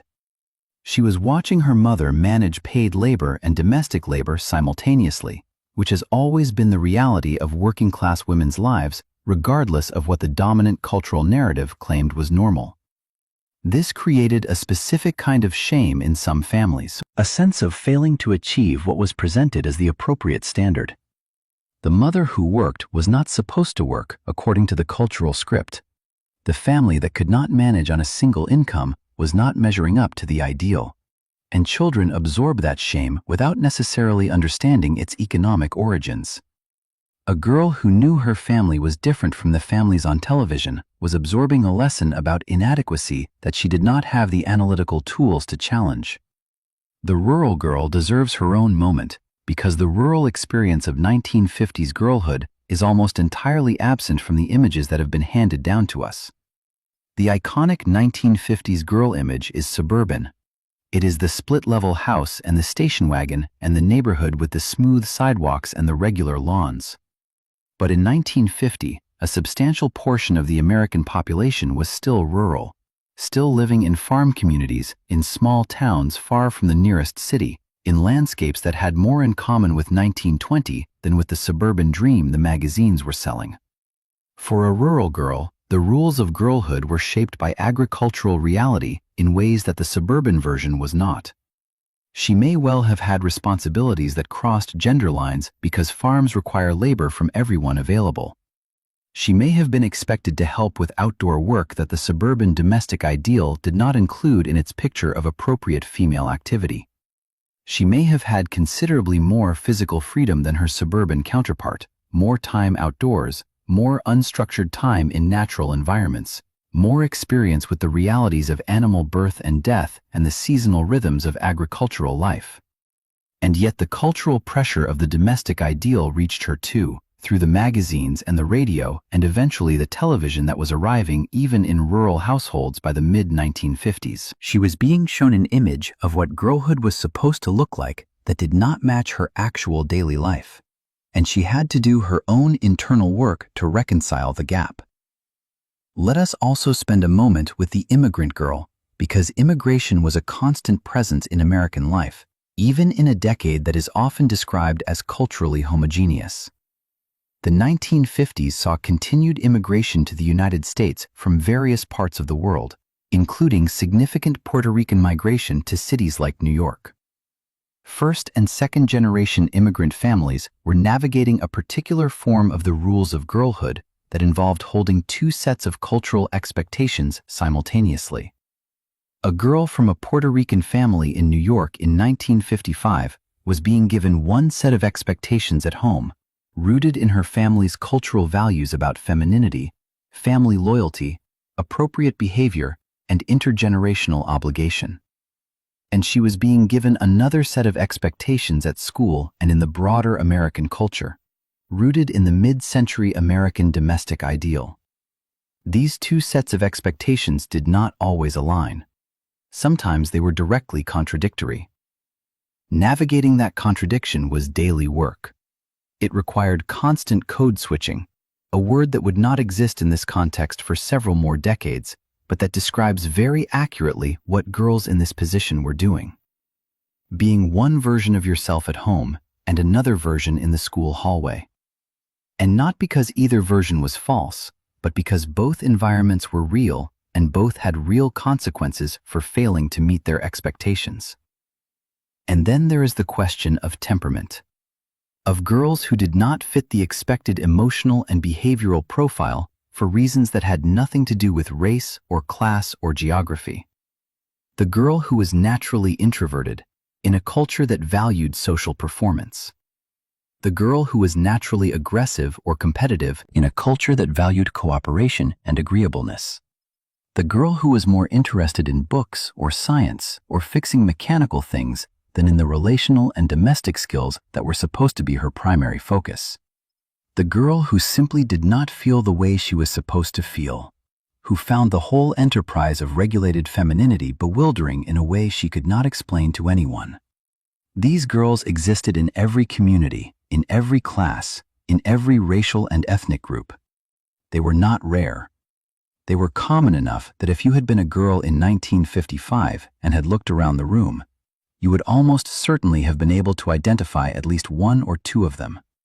And the experience of being that girl in that decade was a specific kind of loneliness.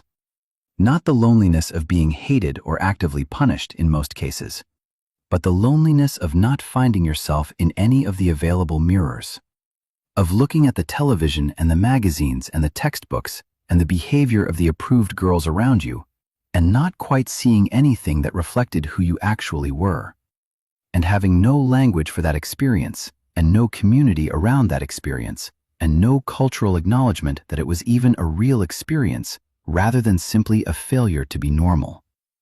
The girls on the inside of the ideal, the ones who more or less fit the expected template, had their own complicated experience. Do not make the mistake of thinking that meeting the standard was comfortable. The girl who was naturally the right kind of nice, who was genuinely cheerful and social and domestically inclined, still carried the weight of having to be those things consistently. Still had days when she was tired or angry or bored or sad in ways that the persona of the nice girl could not accommodate.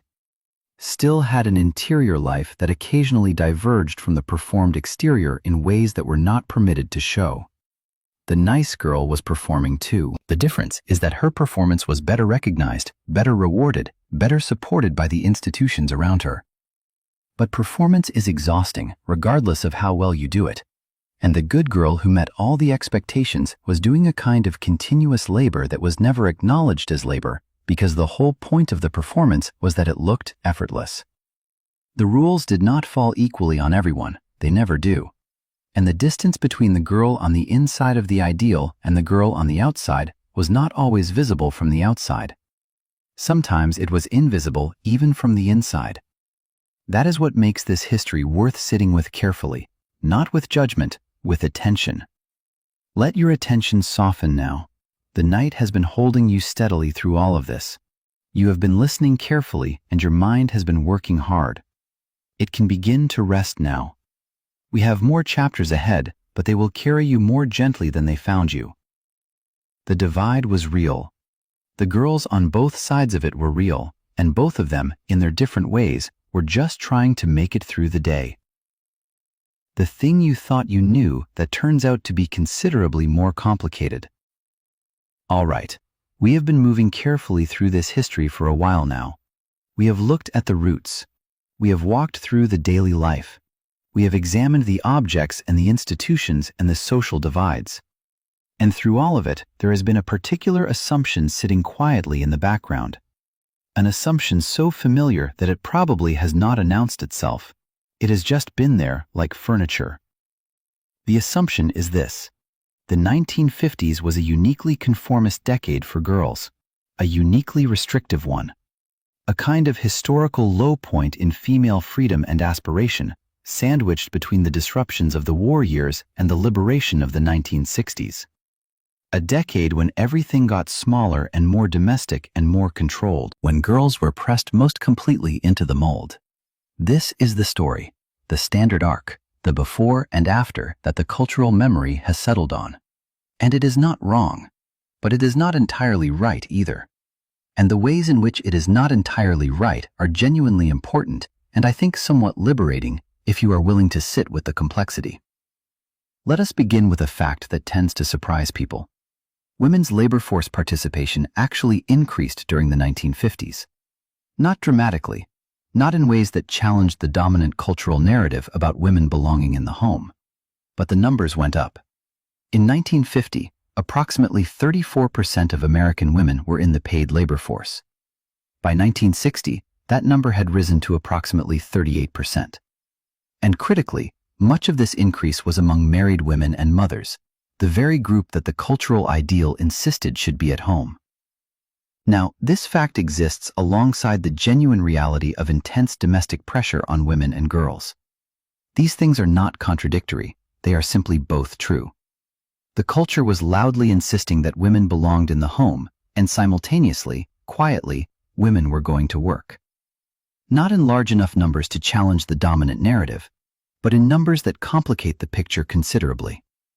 What this tells us is that the gap between the cultural ideal and the lived reality was present throughout the decade, not just at the end of it when Betty Friedan came along with her articulate dissection of the problem. The gap was there from the beginning. Women and families were navigating the distance between what the culture said was normal and what their actual economic and personal circumstances required. Here is the second misconception, and this one is more interesting. The narrative of the 1950s as a decade of female passivity and confinement tends to position the 1960s women's movement as something that came from outside the domestic decade, as if a generation of women who had been entirely subsumed in domesticity suddenly woke up in 1963 when Betty Friedan published The Feminine Mystique and realized they were unhappy. But the women who led the second-wave feminist movement of the 1960s and 1970s did not appear from nowhere. They had childhoods. They had formative experiences. And many of them were girls in the 1950s, girls who were navigating exactly the world we have been describing tonight. Girls who were absorbing the contradictions and the gaps and the asymmetries and the quiet frustrations of a system that pressed them into a very specific shape.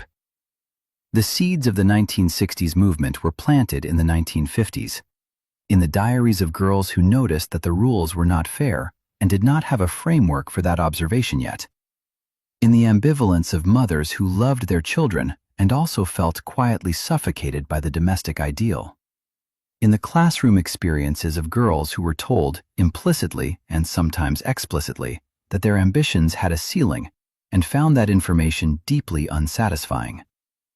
Betty Friedan herself was a woman with a complicated biography that does not fit neatly into either the domestic ideal or the simple narrative of its rejection. She had been a labor journalist before she wrote The Feminine Mystique. She had political commitments that predated her famous domestic critique. The book she wrote was not the product of a housewife who suddenly woke up. It was the product of a woman who had been thinking about these questions for years, shaped by experiences that included the decade she was later to analyze. The third misconception is about girls specifically, and it is the one I find most personally interesting. There is a tendency to look at the conformity of 1950s girlhood and see it as successful, as complete, as a system that worked in the sense of producing the outcomes it intended. Girls who were quiet and compliant and domestically oriented and properly femininely performed. But the historical evidence for this completeness is actually quite thin. Teenage culture in the 1950s was not a culture of conformity. It was a culture of extraordinary, sometimes alarming, creative energy. The music that teenagers, including girls, were consuming and creating in this decade was transgressive by the standards of adult culture. Rock and roll was not considered safe. Parents across the country were genuinely disturbed by it, not in the performative way that later generations would be disturbed by their children's music as a kind of ritual, but with genuine alarm. The music was too physical, too emotional, too closely associated with Black musical traditions that white mainstream culture was not comfortable acknowledging its debt to. It was seen as a genuine threat to the values the domestic ideal was trying to instill. And girls were its loudest audience. The girls who screamed at Elvis Presley concerts in 1956 and 1957 were the same girls who were being told to be contained and moderate and controlled in their emotional expression. The same girls who were being trained in self-restraint and proper presentation and the management of their own appetites. And those same girls were, in the context of a concert or a record playing in a bedroom, expressing something that was the exact opposite of contained. Something loud and physical and socially excessive by every standard that the domestic ideal endorsed. Now, some historians have argued, and this is a genuine scholarly debate, so I want to be fair to both sides, that the fan culture of the 1950s was itself a controlled form of female expressiveness, that the screaming at Elvis was permitted precisely because it happened in a specific context, at a specific event, directed at a specific kind of object, a male celebrity who is safely distant, rather than being applied to actual daily life as a mode of female self-assertion. This argument has some merit. There is something to the idea that the concert was a designated release valve, that the culture could permit this particular form of excess because it was contained within very specific parameters and did not challenge the domestic order in any practical way. But I am not entirely convinced that this tells the whole story. Because what the girls in those concert audiences were demonstrating, even if we accept the release valve theory, was that the capacity for unconstrained emotional expression was there. It had not been eliminated by the training. It had been redirected and compressed, but it was present. And the fact of its presence, the fact that it could be triggered by the right conditions, tells us something important about how complete the conformity project actually was. The conformity was a surface, a very thick, very well maintained, very socially enforced surface. But under it, the girls were there, with their own inner lives and their own emotional ranges and their own complicated feelings about the world they were being prepared for. Let me offer you a fourth correction, and this is one that requires a degree of historical care. The 1950s is often described as a sexually repressed decade, particularly for girls. And there is truth in this. The formal rules around female sexuality were extremely restrictive. Girls were not supposed to be sexually interested or active. They were supposed to preserve their purity for marriage. The double standard was profound and real. A boy who was sexually active was acquiring experience. A girl who was sexually active was losing something irreplaceable and potentially ruining her social prospects entirely. All of that is accurate. And yet, the historical record of what was actually happening among teenagers in the 1950s is considerably more complicated than the formal rules suggest. Alfred Kinsey, whose reports on human sexual behavior were published in 1948 and 1953, documented rates of premarital sexual activity among American women that were substantially higher than the public discourse of the era would have suggested. His methodology has been debated by scholars, and the specifics of his numbers should be held with appropriate caution. But the general finding that the gap between public standards and private behavior was significant has been supported by subsequent research. Girls were navigating this gap. They were living inside a formal system of rules that said one thing and an informal social reality that was considerably more complicated. They were managing the expectations of parents and churches and schools on one side, and the reality of their own developing sexuality and the social pressure of dating culture on the other. And they were managing this largely without honest information, without comprehensive sex education, without frank conversations from the adults around them who were themselves constrained by the same public standards. This is not a comfortable situation to be in. It is a situation that requires a great deal of private negotiation and a great deal of silence about what is actually happening. And it is a situation that left many girls without the information and the framework they needed to make safe and informed decisions. The repression was real, and it did not prevent the behavior. It just removed the support structure for navigating the behavior safely and honestly, which is a pattern that tends to produce more harm than the alternative. One final correction before we move on, and this one is perhaps the gentlest, but also the one I think the historical record most strongly supports. We tend to look at the girls of the 1950s with a kind of retrospective pity. With the knowledge of what came after, with the feminist frameworks that were developed in the decades following this one, we look back at these girls and see them as victims of a system, as people who did not know what was being done to them, as people who needed to be rescued by the consciousness raising of the next decade. This is, with the greatest possible respect, somewhat condescending. Many of the girls who grew up in the 1950s did not experience their lives primarily as confinement. They experienced their lives as their lives, with the full range of experience that lives contain, with friendships that were real and vivid and nourishing, with intellectual engagements that were genuine even when the institutional support for them was inadequate, with creativity that found outlets even when the approved outlets were narrow, with humor, which children always have in abundance, and which the historical record consistently undervalues. They were shaped by their era, as every generation is shaped by its era, and they were also more than their era, as every generation is more than its era. They were not waiting to be liberated, they were living. And living in a specific historical moment, with all the constraints and possibilities that that moment contained. Recognizing the constraints without erasing the personhood of the people living within them is one of the basic courtesies that history owes to the past. And these girls deserve that courtesy. There is a particular kind of knowledge that lives in the body rather than the mind.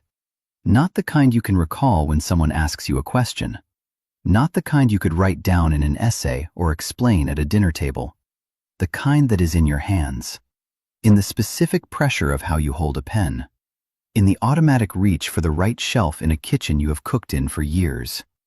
In the way your body knows how to walk into a church, how to adjust its posture and its volume and its pace, without your mind having to instruct it.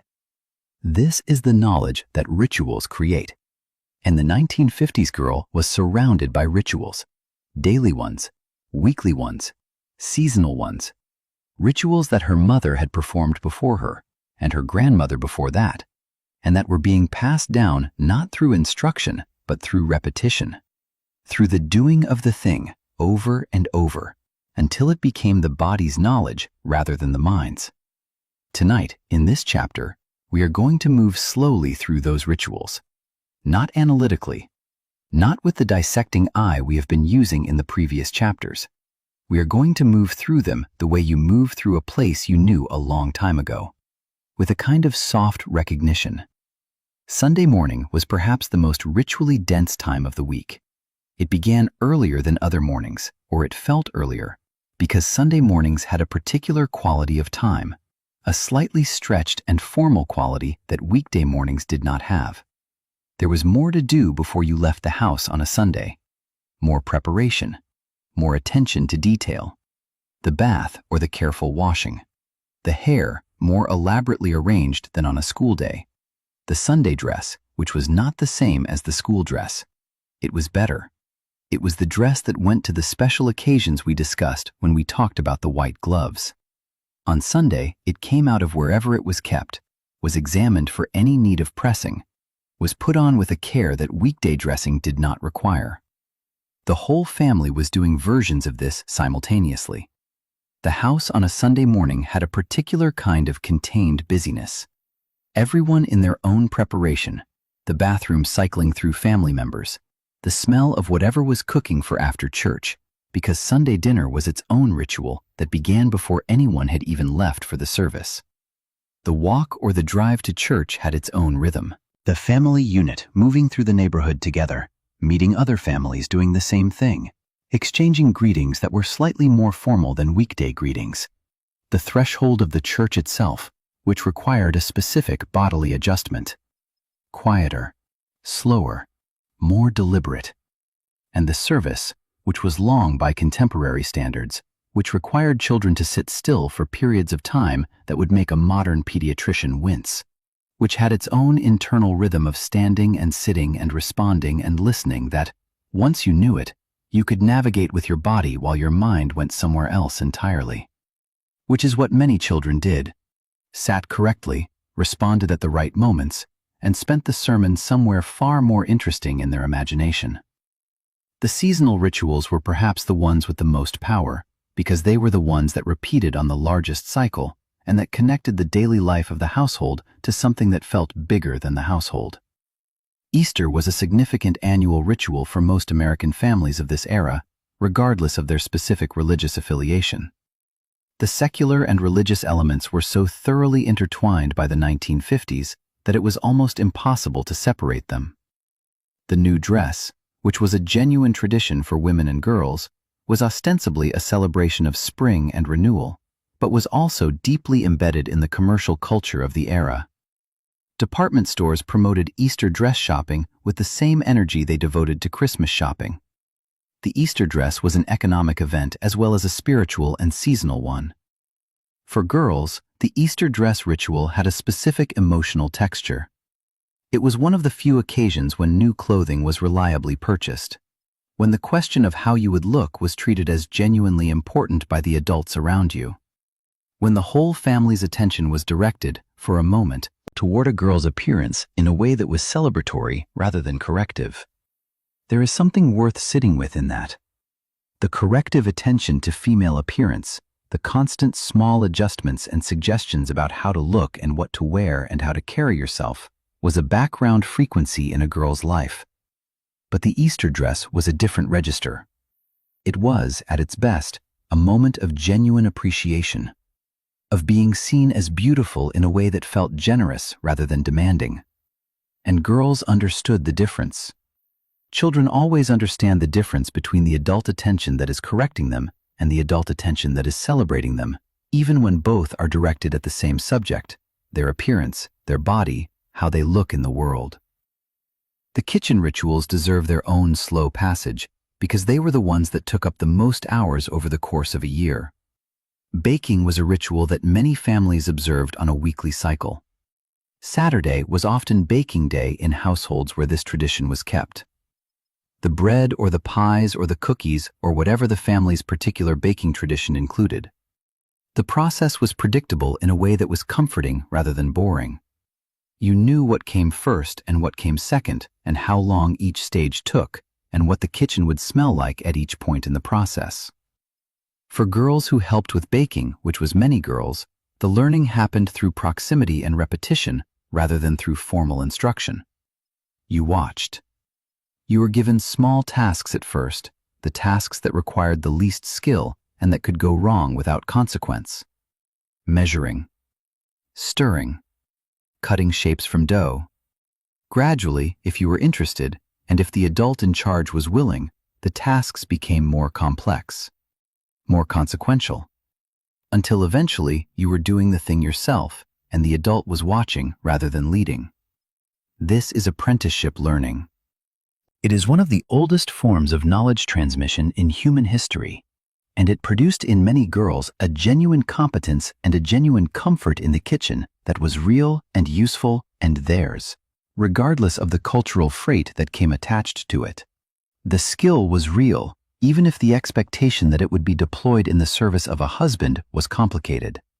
The Monday laundry ritual is one that has almost entirely disappeared from contemporary life. But in the 1950s, it was still a substantial weekly event in many households. Monday was laundry day. This was a tradition so old and so widespread that it was almost a cultural law rather than a preference. The practical reasons for it had their roots in centuries of household management. You wore your best things on Sunday, Monday you washed them. The sequence made practical sense, and it had been repeated for so many generations that it had acquired the weight of inevitability. The actual labor of laundry day depended on the household's resources. By the 1950s, many American households had washing machines, though not all.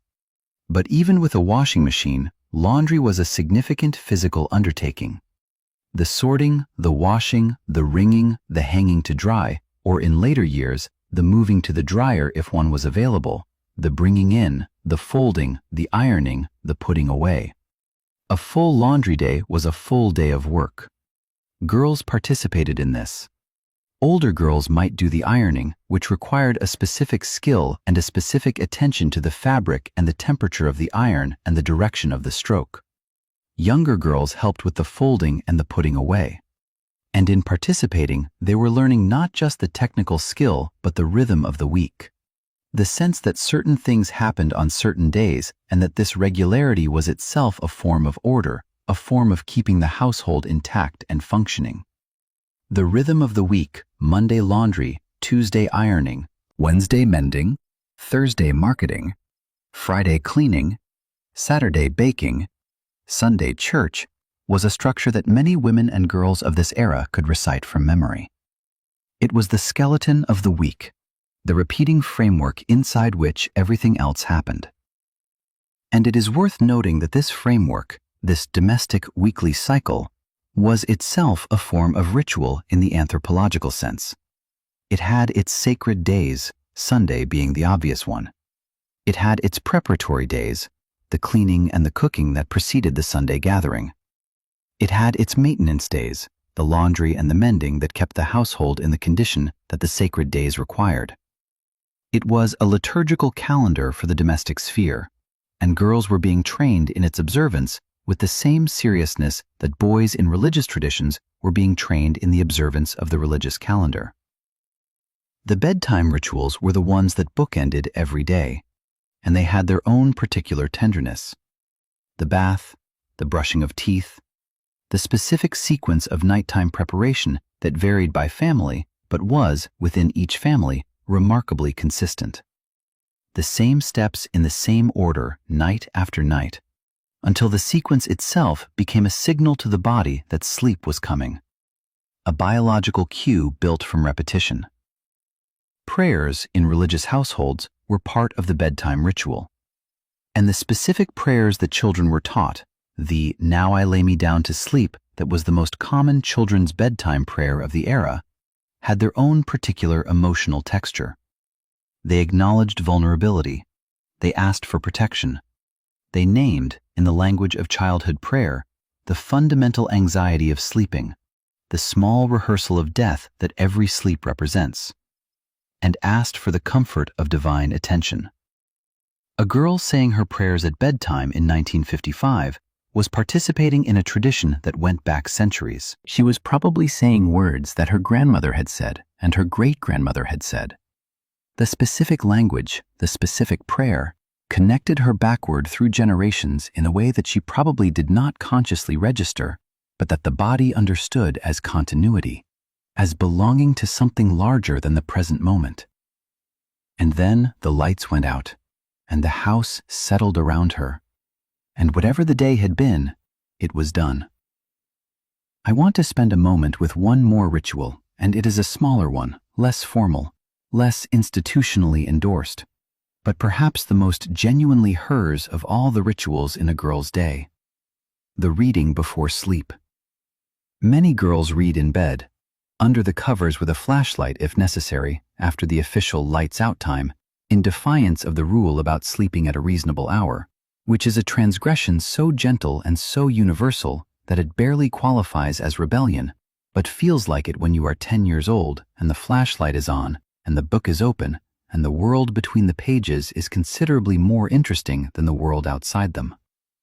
The books that girls read in the 1950s were varied.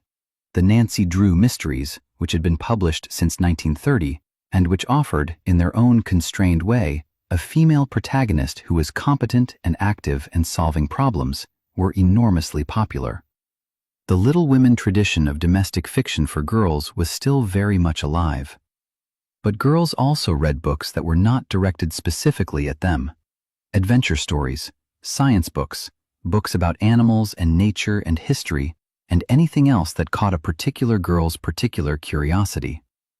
And in that reading, in the private space of the story, a girl could inhabit a range of possibilities that her daily life did not offer. She could be a detective, she could be an explorer, she could be a scientist or a soldier or a queen or a dragon, depending on the book. She could be any of these things without anyone knowing, without anyone commenting on whether it was appropriate, without anyone suggesting that she might want to choose something more suitable. The reading before sleep was the freest time in a girl's day, and many women who grew up in the 1950s, when they talk about their girlhoods, talk about reading with a warmth and a specificity that suggests it was not simply a pastime. It was a lifeline, a private world that the rules could not enter because the rules did not know it existed. What it meant to live inside a body that was being watched. Let us slow down here. We have been moving through this history with a certain intellectual energy, following arguments and correcting misconceptions and tracing institutional systems. And all of that has been real and necessary, and I hope genuinely interesting. But this chapter asks us to do something different, to come closer, to stop looking at the history from the outside and to try to inhabit it as much as we can from the inside. Specifically, from inside a body. Because one of the things that gets lost in historical analysis is the body. The physical, specific, sensory reality of living in a particular time in a particular physical form. And for girls in the 1950s, the body was not simply the vehicle for living their lives. It was the primary subject of the rules we have been examining. The rules were about the body, how it moved, how it looked, how it was presented, how it was controlled, what happened to it, what was permitted to happen to it, and what was not.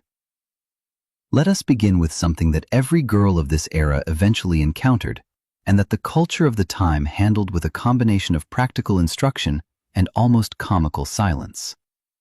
Puberty. The physical transition of puberty was, in the 1950s, an event that the surrounding culture managed primarily through not talking about it very much. Or rather, through talking about it in very specific, very limited ways that communicated enormous amounts of information through what was not said. Girls received some preparation. Mothers generally told their daughters something before the first menstruation arrived, though the detail and the emotional framing of this conversation varied enormously. Some mothers gave quite practical and relatively complete information. Others gave such minimal and oblique information that their daughters arrived at the experience genuinely confused about what was happening to their bodies. Schools in the 1950s had, in some districts, begun to offer what was called health education or hygiene class, which included some information about female physical development. These classes were typically single-sex, which communicated clearly that the topic was one that required separation from boys, which communicated in turn that there was something about female bodies that was specifically private, specifically separate, specifically not part of the general human conversation. The language used in these health classes was clinical to the point of emotional vacancy.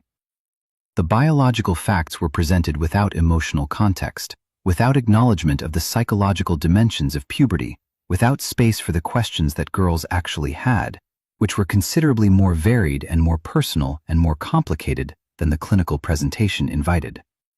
The sanitary products industry of the 1950s was itself a revealing artifact of how female bodies were managed culturally. Sanitary napkins had been commercially available since the early 20th century, but the advertising for them operated under very specific constraints. The word menstruation was not used in mainstream advertising. The word blood was not used. The advertisements communicated their subject entirely through euphemism and implication, through references to those difficult days and feminine hygiene and similar circumlocutions that required the reader to already know what was being referenced in order to understand the advertisement at all. This created a peculiar cultural situation. A biological reality experienced by approximately half the population every month for the majority of their adult lives was simultaneously a significant commercial market and an unspeakable subject in public discourse. The product was advertised everywhere, and the thing it was for could not be named. For girls, this invisibility communicated something very specific about their bodies, that certain things about being female were to be managed privately and silently, that the biological realities of female embodiment were acceptable to accommodate commercially, but not acceptable to acknowledge publicly, that there was something about being a woman's body that required concealment, even from the most basic forms of social recognition. The relationship between a girl's body and other people's eyes was a constant negotiation. The physical appearance of a girl in the 1950s was, as we have established, subject to an enormous amount of attention and regulation from the world around her. But what we have not yet examined carefully is what this felt like from the inside, what it was like to live in a body that was subject to that much external scrutiny. Contemporary psychological research on the experience of being observed and evaluated physically suggests that consistent external attention to a person's appearance produces what researchers call self-objectification, a learned tendency to view oneself from the outside, to experience one's own body as an object to be evaluated rather than simply as the vehicle through which one lives one's life, to have a persistent internal observer monitoring how one appears to others. This psychological dynamic did not have that name in the 1950s, but the experience was real. Girls who were consistently monitored for their appearance, who were regularly corrected and adjusted and evaluated, developed an internal monitoring system that was with them constantly, not as a conscious activity, as a background process, a part of cognition that ran alongside everything else, noting how one looked, how one was sitting, whether one's hair was in order, whether one was taking up the right amount of space. This internal monitoring was exhausting in a way that was completely invisible to the external observer because it produced no visible behavior. It was an invisible tax on cognitive resources, a constant low-level expenditure of attention that was simply part of being a girl in this environment. Physical illness in the 1950s had a specific texture that is worth understanding because it shaped the experience of living in a body in ways that contemporary life does not. The 1950s was a period before many of the medical interventions that contemporary children take for granted. Polio was a genuine and terrifying presence in the lives of families with children through the early years of the decade. The Salk vaccine was not approved for general use until 1955, and the Sabin oral vaccine came later still. Until that approval, polio was a real and annual fear. Every summer, when the disease tended to peak, parents watched their children for the symptoms. Swimming pools were sometimes closed, public gatherings were sometimes discouraged. The disease was invisible, unpredictable, and its consequences could be severe and permanent.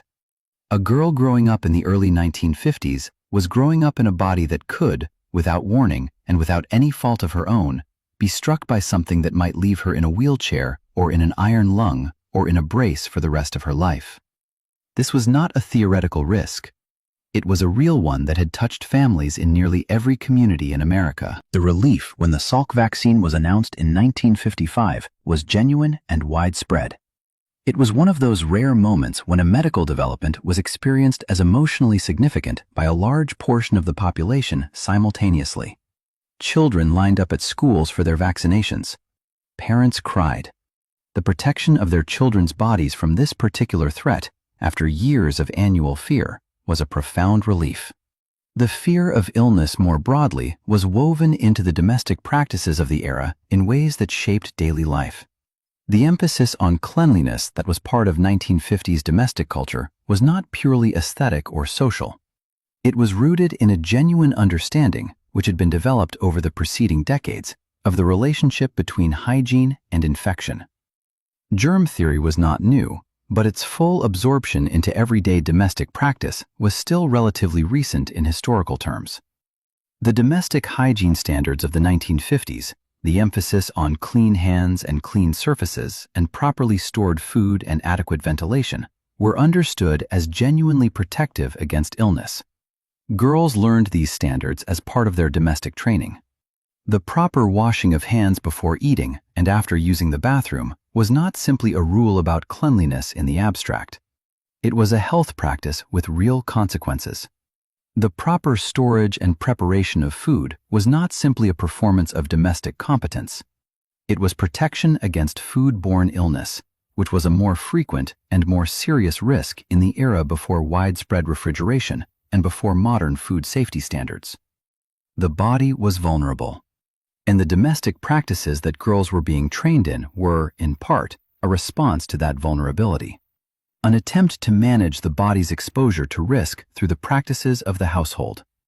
The clean kitchen was not just aesthetically pleasing, it was protective, and the girl who learned to maintain it was learning a form of survival knowledge, not just a form of social performance. Let us spend a moment with the physical labor of girlhood, because it is something that the domestic ideal somewhat obscured. The tasks that girls were expected to perform in the household were not trivial. Scrubbing floors is physical work. Doing laundry by hand, or even managing a wringer washer, is physical work. Kneading bread dough is physical work.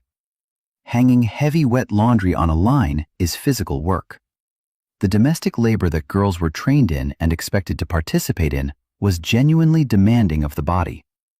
It required strength and endurance and the specific physical intelligence that comes from practice. This physical competence was rarely acknowledged as such. The language around domestic labor tended to minimize its physical demands. It was called simply housework or simply helping out, in ways that obscured the actual effort involved. But a girl's body knew the effort. Her arms knew it. Her back knew it. Her feet, at the end of a day that included both school and household tasks, knew it. And this labor was invisible in a very specific way. Invisible work is work whose completion nobody notices, but whose absence everyone notices immediately. A clean house is not remarked upon. A dirty house is.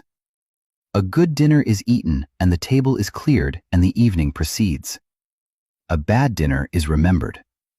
The labor of domestic maintenance existed in this strange economy of invisibility, where excellence produced no special recognition, and failure produced immediate and uncomfortable consequences. Girls were being trained in this economy from the beginning. They were being taught to perform labor whose value was entirely conditional on its invisibility, and to find satisfaction in a standard whose achievement was defined by its own disappearance.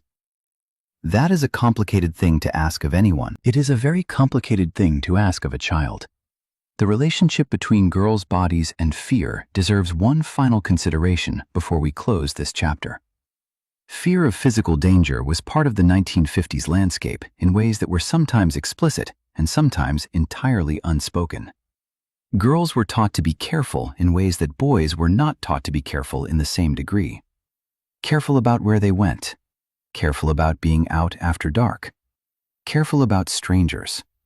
Careful about situations that could put them in a vulnerable position. This carefulness was presented as practical wisdom, as the sensible management of real risks. And it was not invented. The risks it was responding to were real. Women and girls faced dangers in public spaces that were real, and that the culture's insistence on their careful navigation was attempting to address. But there is something worth examining in the way this carefulness was framed. The responsibility for managing the risk was placed almost entirely on the girl, on her behavior, her choices, her vigilance, her management of her own presence in the world. The risk itself was treated as a fixed feature of the environment, like weather, not as something that could be addressed at its source. In this framing, risk is constant and your job is to navigate it correctly, was a form of instruction that went deep into a girl's understanding of what her body was and what the world thought of it. Her body was something that required careful management in public, something whose visibility could attract dangers that were then her responsibility to have avoided. This was the message under the message, and it sat in the body, in the specific tension that a girl might feel walking home in the dark, in the particular vigilance that became second nature, in the background awareness that her body was a surface onto which the world projected things she had not chosen and could not entirely control. That awareness was not the 1950s inventing something entirely new. It was the 1950s transmitting something very old. A form of female self-awareness that had been transmitted for generations, that had real protective value in a world with real dangers, and that also had real costs in terms of the freedom and ease with which a girl could move through the world that was supposedly hers, too. Here is something that the nostalgic version of the 1950s almost never acknowledges. The decade was not stable. It looked stable. It performed stability with enormous conviction and considerable production value. The houses were solid. The families were organized. The routines were regular. The cultural messaging was consistent and loud, and backed by every major institution that had access to a printing press or a television transmitter. But underneath all of that performed stability, the world was moving, faster in some directions than it had moved in generations. And the girls we have been following through this history were growing up inside a decade that was, at the very moment it was insisting most loudly on order and continuity, undergoing changes that would reshape everything they had been prepared for. That is the particular historical irony of the 1950s. It was a decade that tried to hold still while the river it was standing in moved beneath it. Let us begin with the most structurally significant change, the one that would eventually unravel the domestic ideal from below: the economy. The post-war American economy was expanding at a rate that created pressures on the domestic ideal that its architects had not entirely anticipated. Consumer culture was growing. The suburbs were being built. The appliances were being manufactured and marketed and purchased. And all of this economic growth was producing something that the domestic ideology had not fully accounted for. It was producing a demand for labor that could not be entirely met by the male workforce alone. By the mid-1950s, the service sector of the American economy was expanding rapidly. Office work, retail work, healthcare work, educational work, these were areas where women had always had some presence, and where that presence was now being actively recruited and expanded, not for ideological reasons, but for simple economic ones. The economy needed workers. Women were available. The gap between the cultural ideal, women at home, and the economic reality, women needed in the workforce, was beginning to open in ways that would only widen over the following decade. This is not a dramatic story of sudden awakening. It is a slow, structural shift. But it is the kind of shift that, over time, changes everything. A girl growing up in 1955 was being prepared, through every institution around her, for a life of domestic management, and the economy she was going to live inside was already quietly preparing to offer her something different, something it needed her to be, regardless of what the home economics class was teaching her. The civil rights movement was perhaps the single most significant moral and political development of the decade, and its relationship to the rules of girlhood was direct and profound. The Montgomery bus boycott, which we touched on briefly in an earlier chapter, began in December of 1955 and lasted through 1956. The Supreme Court's decision in Brown v. Board of Education, which declared racial segregation in public schools unconstitutional, was handed down in 1954. The Little Rock crisis, in which 9 black students enrolled in a previously all-white high school in Little Rock, Arkansas, and faced violent opposition while National Guard troops were eventually called in to protect them, took place in 1957. These were not distant events for the girls we have been following. They were happening in the same decade, sometimes in the same communities, sometimes in the same schools. And they were events in which girls were central participants, not peripheral ones. The Little Rock Nine included 6 girls. Elizabeth Eckford, who was photographed walking alone toward Central High School on the first day, surrounded by a screaming crowd, in one of the most iconic and most disturbing photographs of the entire civil rights era, was 15 years old. She was the age of the girls we have been discussing. She was wearing a dress and carrying books and trying to go to school. The photograph of her face in that moment, composed and determined, and clearly frightened and refusing to show the fear, is one of the most remarkable documents of what it meant to be a girl in America in 1957. What Elizabeth Eckford and the other Little Rock Nine were doing was something that the rules of girlhood as we have described them, be quiet, be contained, do not cause difficulty, prioritize the comfort of others, were precisely not designed to produce. They were being anything but contained. They were being, in the specific historical context of legal segregation and violent resistance to its dismantling, genuinely courageous in ways that put their bodies at real risk.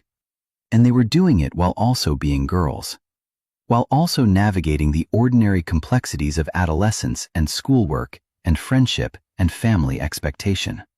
The historical record does not simplify them into symbols, though the cultural memory sometimes tries to.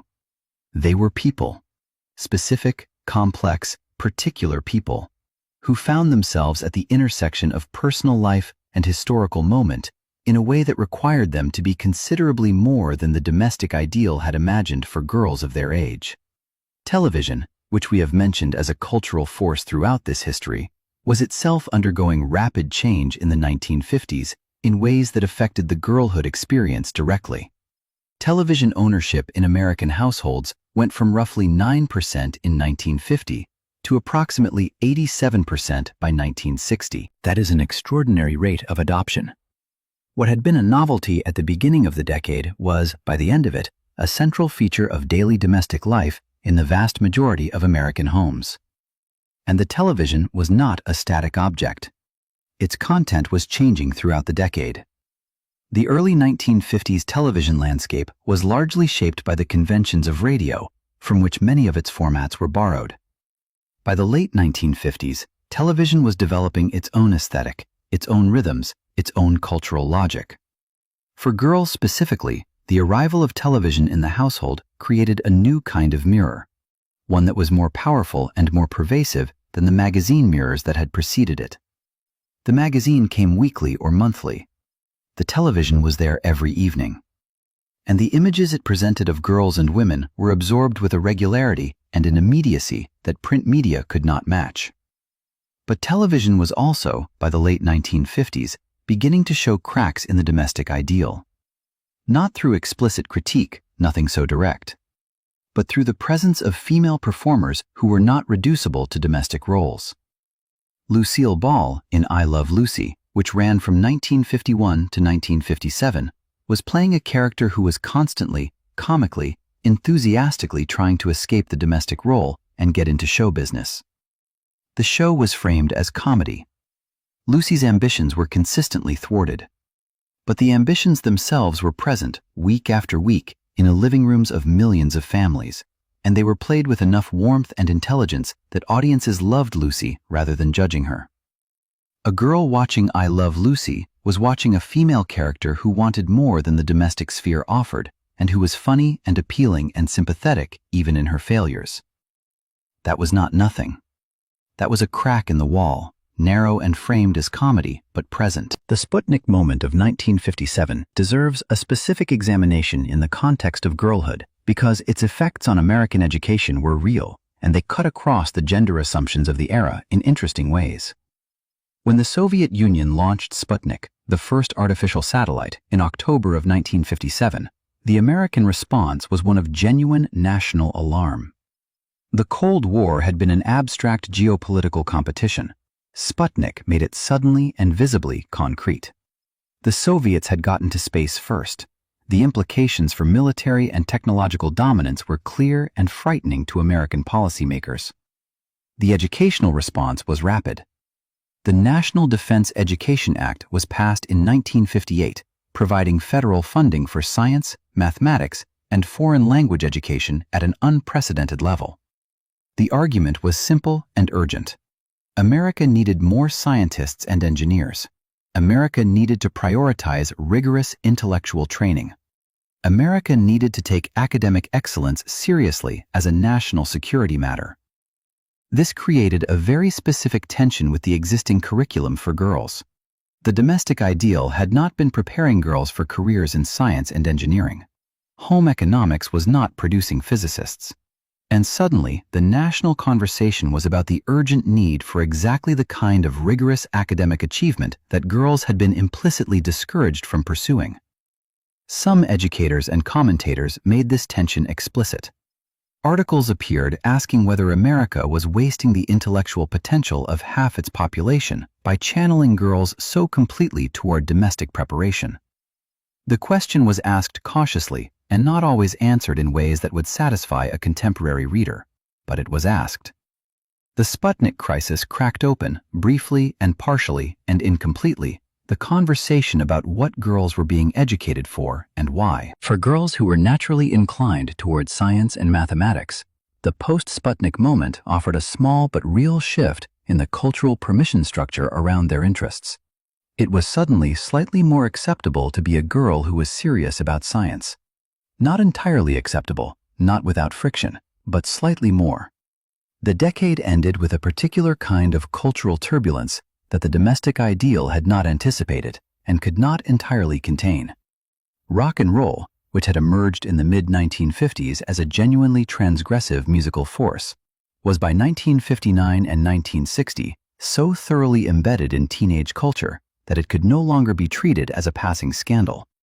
It had become the primary musical language of an entire generation, and it was carrying cultural information that was not compatible with the domestic ideal. Information about physical freedom, about emotional intensity, about the pleasure of noise and energy, and the body moving without restraint. The teenage consumer market, which had been growing steadily through the decade, had produced a genuinely distinct youth culture, with its own values and its own celebrities and its own sense of collective identity.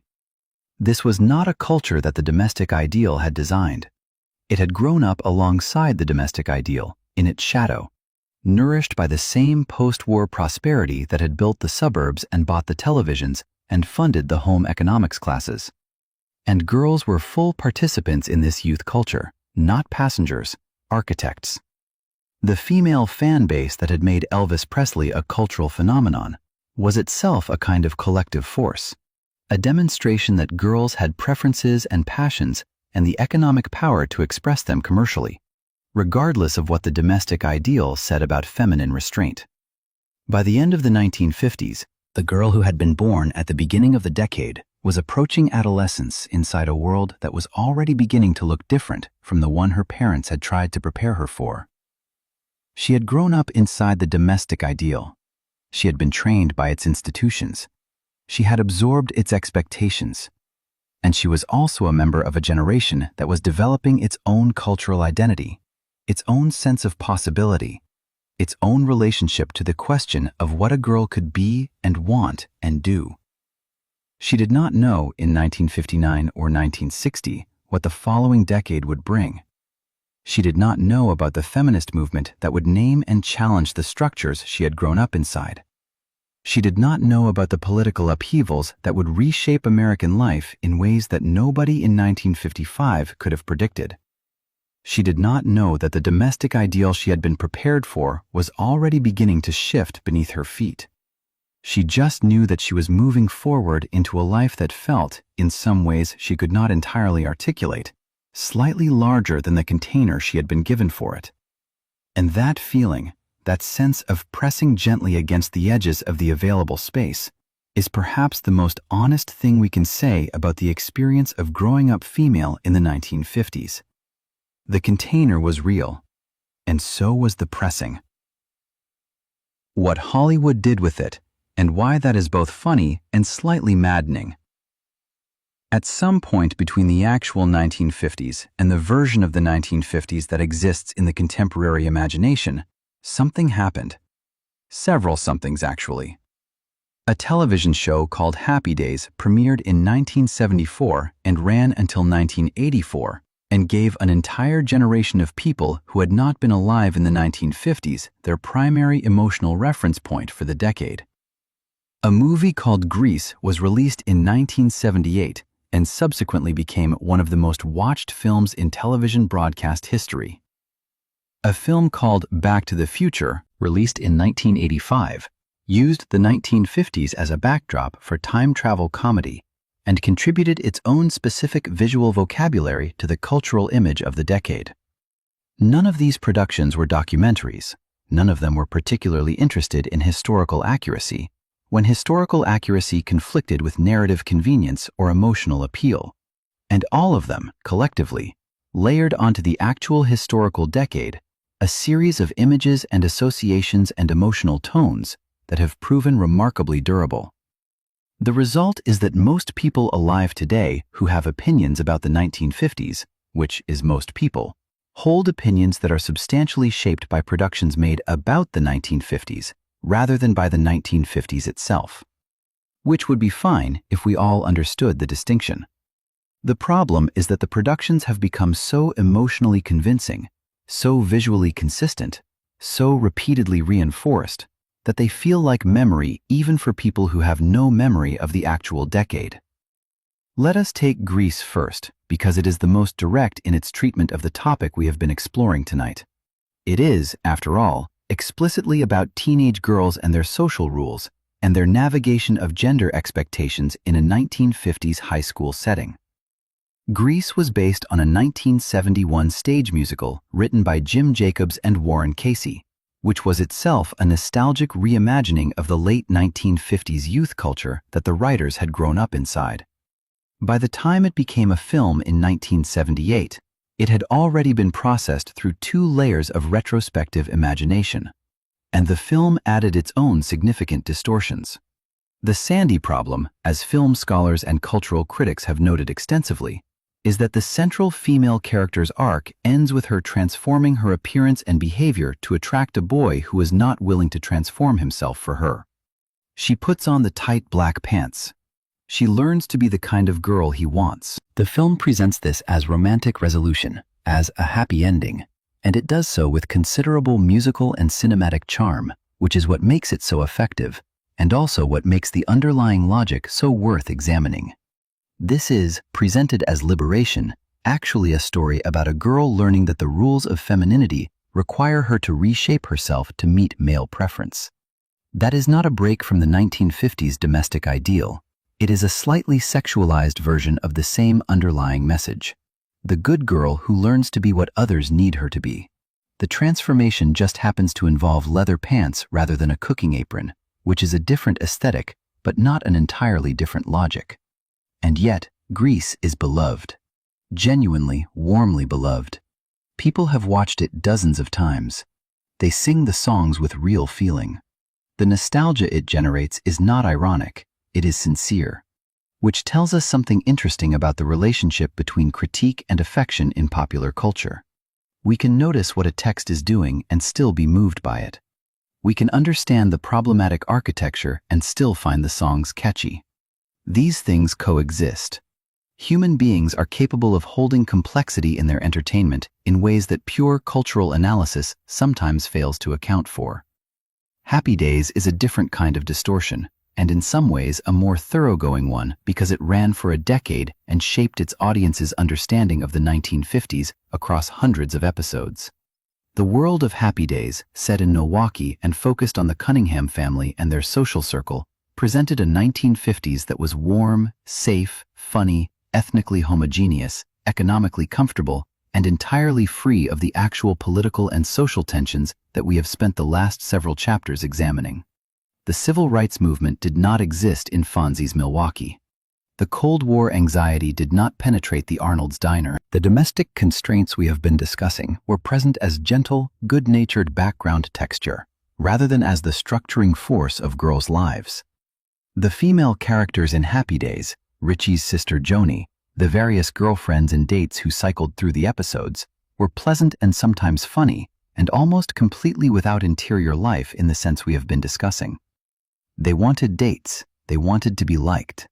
They occasionally had feelings that needed to be sorted out within the episode's running time. They did not press against the walls of their world. They did not feel the container. They existed comfortably inside the image that the 1950s had wanted to project of itself, which is to say, the image that the 1950s had produced for its own television screens, now being recycled by the 1970s as nostalgia. This is the inception problem of 1950s pop culture. The 1950s produced a mythologized image of itself. The 1970s then mythologized that mythologized image. And each layer of mythologizing moved further from the actual girls who actually lived through the actual decade. The advertising industry's relationship with 1950s imagery is worth a moment, because it continues to be active in ways that directly affect how the decade is understood. Retro aesthetics have been commercially valuable since at least the 1980s, and the 1950s aesthetic in particular has had remarkable commercial durability. The fonts, the color palette, the visual conventions of 1950s advertising have been recycled endlessly in contexts ranging from diner chains to artisanal food packaging to nostalgia-themed retail environments. The specific image of the 1950s housewife, cheerful, apron-clad, surrounded by gleaming appliances, has been deployed in advertising with two completely different tones simultaneously. Sometimes earnestly, as a genuine appeal to nostalgia for simpler times. Sometimes ironically, as a winking acknowledgement that we all know that image was a fantasy. And sometimes in a confused combination of both, where the irony is present but the nostalgia is also genuinely felt, and the advertisement is not entirely sure which register it is operating in. This commercial recycling of the 1950s image has had the effect of making the decade feel more familiar and more legible than it actually was. When you have seen the 1950s housewife image thousands of times across 5 decades of advertising, in every register from sincere to satirical, the image starts to feel like historical knowledge. Like something you know because you have learned it, rather than something you have been shown repeatedly until it feels like knowledge. For girls and women specifically, this image saturation has a particular effect. The image of the 1950s housewife has become so culturally familiar that it functions as a reference point for discussions of female roles and female progress in ways that often bypass the actual complexity of the history. She stands in for an entire era of female experience, this woman in her apron with her bright smile, and she is made to carry meanings that the actual women of the 1950s were too various and too complicated and too specifically human to carry. The internet has added its own layer to the distortion, as it reliably does with every historical topic it touches. Online nostalgia communities dedicated to the 1950s aesthetic exist in considerable numbers and with considerable enthusiasm.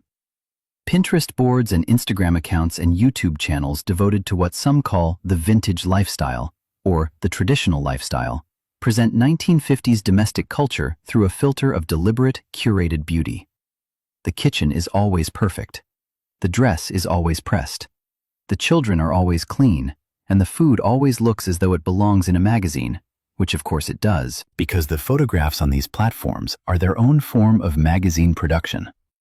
This aesthetic nostalgia is not simply passive consumption of historical imagery. It is, for some of its participants, an active ideological position. A conscious rejection of contemporary feminist frameworks in favor of a domesticity that is presented as more natural, more fulfilling, more aligned with some understanding of genuine femininity. The historical accuracy problem with this position is one that the participants in these communities are not always interested in examining. The 1950s they are performing is not the 1950s that existed. It is the idealized image that the 1950s projected of itself, which was always a fantasy, stripped of the class anxiety and the racial segregation and the quiet desperation and the economic precarity and the physical labor and all the other elements of the actual decade that do not photograph as attractively as a spotless kitchen. There is something genuinely interesting, not contemptible, but interesting, in the desire to recover a sense of domestic beauty and intentionality from an earlier era. The longing for ritual and order, and the sense that daily domestic life has aesthetic value, is a real and human longing. But the 1950s is a complicated vehicle for that longing, given what we have spent the last several chapters examining about what that decade actually required of girls and women. There is one more distortion worth examining, and it is perhaps the most subtle one. The feminist critique of the 1950s, which has been enormously important and enormously valuable in illuminating the structures of constraint we have been mapping tonight, has sometimes produced its own simplification. A simplification that is in the opposite direction from the nostalgic one, but that similarly flattens the complexity of the actual human experience. In this version, the 1950s is a decade of pure oppression. Every element of the domestic ideal was a form of violence against women. Every girl who followed the rules was a victim. Every woman who expressed satisfaction with her domestic life was suffering from false consciousness. The decade is the before in a liberation narrative, and its primary historical function is to demonstrate the need for what came after. This version, too, is not entirely wrong. The structures of constraint were real. The costs they imposed were real. The damage done by systems that compressed female ambition and autonomy into a very small container was real and measurable, and has been documented by historians and psychologists and the women themselves who lived through it. But it does erase the girls. It makes them into symbols of oppression rather than specific, complicated, fully inhabited human beings. And as I said in Chapter 8, that is a form of disrespect that the historical record does not require us to commit. The most accurate version of this history, the one that the evidence supports, is one in which real human beings lived real, specific, complicated lives inside a system that was simultaneously constraining and enabling, damaging and sustaining, unfair in its distribution of expectation, and genuinely supportive in its provision of community and ritual and meaning.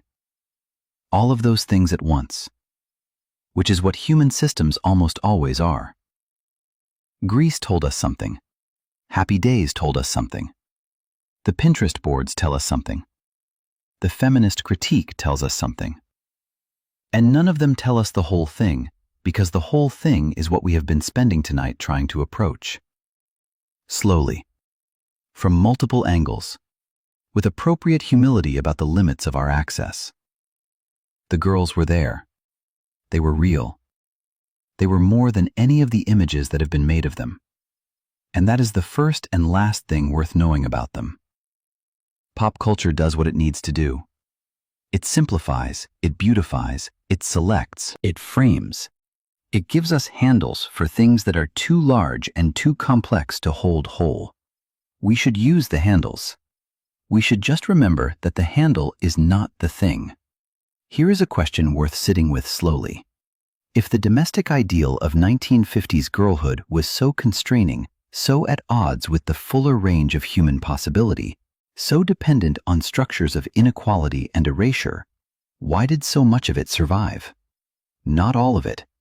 Obviously not all of it. The specific rules have changed enormously. Girls today wear pants to school. They call boys on the telephone, or rather they text them, which the 1950s version of this concern could not have anticipated, but would probably have found equally alarming.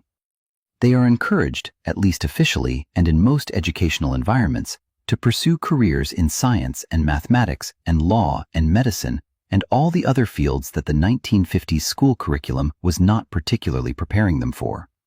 The specific rules changed, but the underlying structures, the deeper patterns of expectation and evaluation, and the ways in which female appearance and behavior are subjected to a specific kind of public scrutiny that male appearance and behavior is not, these have proven remarkably durable. Not identical, not unchanged, but recognizable. A girl growing up today is not navigating the same world that a girl in 1955 was navigating. But she is navigating some of the same rivers. They have new channels, the water moves differently, but it is connected. Why? That is the question this chapter wants to sit with. The first reason that elements of the 1950s girlhood system survived is perhaps the most prosaic, and for that reason the most important. They were transmitted through the most intimate relationships in human life. The rules of girlhood were not primarily transmitted through institutions, though institutions reinforced them. They were transmitted through families, through mothers and grandmothers and aunts, through the conversations that happened in kitchens and at bedsides and in the car on the way to school, through the particular way a mother's face changed when her daughter did something that was not quite right, through the specific warmth of approval when a girl performed the expected femininity correctly. Information transmitted through love is the most durable information there is. It bypasses the critical faculties in ways that institutional instruction cannot. When the person teaching you something is someone you love and someone whose love you depend on, the information they transmit comes wrapped in emotional significance that makes it extremely difficult to examine critically. Because examining it critically can feel like examining the relationship itself. And the women who transmitted these rules to their daughters were not, in most cases, doing so maliciously. They were doing so lovingly. They were trying to prepare their daughters for the world as they understood it. They were passing on what they knew, what had helped them, what they believed would help their children. And that sincerity of transmission made the content extremely durable, because it was received as love rather than as ideology. The second reason is flexibility. The specific rules changed enormously between 1955 and the present. But the underlying expectation that female appearance and behavior are subject to a higher degree of public scrutiny and social evaluation than male appearance and behavior has shown remarkable adaptability. It changed its vocabulary. It changed its specific demands. It changed which behaviors were required and which were permitted. But the basic structure that girls and women are performing for an audience in ways that boys and men are not expected to perform to the same degree has adapted to every shift in the social landscape without disappearing. This is the survival strategy of the flexible system. It does not insist on specific rules so rigidly that any change in the rules threatens the whole structure. It holds the rules loosely and the underlying expectation firmly. Girls can wear pants, but they should wear the right pants. Girls can be ambitious, but they should be ambitious in ways that do not make them seem too aggressive or too unfeminine. The specific requirement changes. The requirement to navigate the requirement remains constant. This flexibility is what has allowed elements of the system to survive decades of conscious feminist critique. Critique the specific rule, and the system agrees, Yes, that specific rule was excessive, and produces a new version of the expectation that accomplishes the same thing with a slightly different surface. The game updates, the underlying logic persists. The third reason is commerce, and we have touched on this throughout the night, but it deserves its direct statement here. The systems that regulate female appearance and behavior are enormously profitable. The beauty industry, the fashion industry, the diet industry, the fitness industry in its more appearance-focused manifestations, the wedding industry. The wedding industry alone is a remarkable monument to the survival and commercial elaboration of certain very specific 1950s ideas about what the culminating event of female life should look like. These industries do not simply respond to pre-existing desires.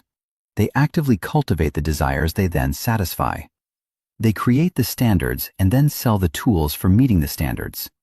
And they have an economic interest in the continuation of the anxiety that drives their customers, which means they have an economic interest in the continuation of the underlying system that generates the anxiety. The 1950s was not the origin of the commercial exploitation of female insecurity. That goes back considerably further. But the 1950s was a period when the commercial apparatus for doing this became particularly sophisticated and particularly pervasive. And the version of that apparatus that developed in the 1950s is a direct ancestor of the version that operates today.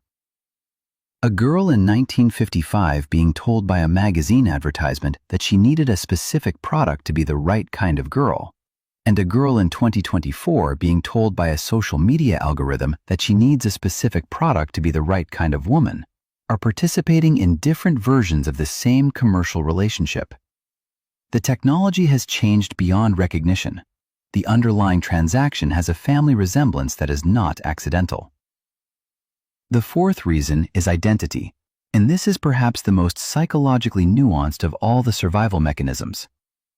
The rules of girlhood, as they were transmitted and internalized by girls in the 1950s, became part of those girls' identities.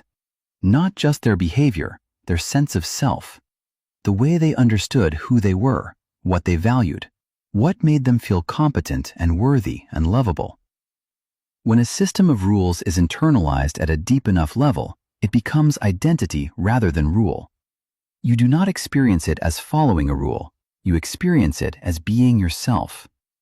And when something is part of your identity, challenging it is not simply disagreeing with a policy, it is threatening something much more fundamental.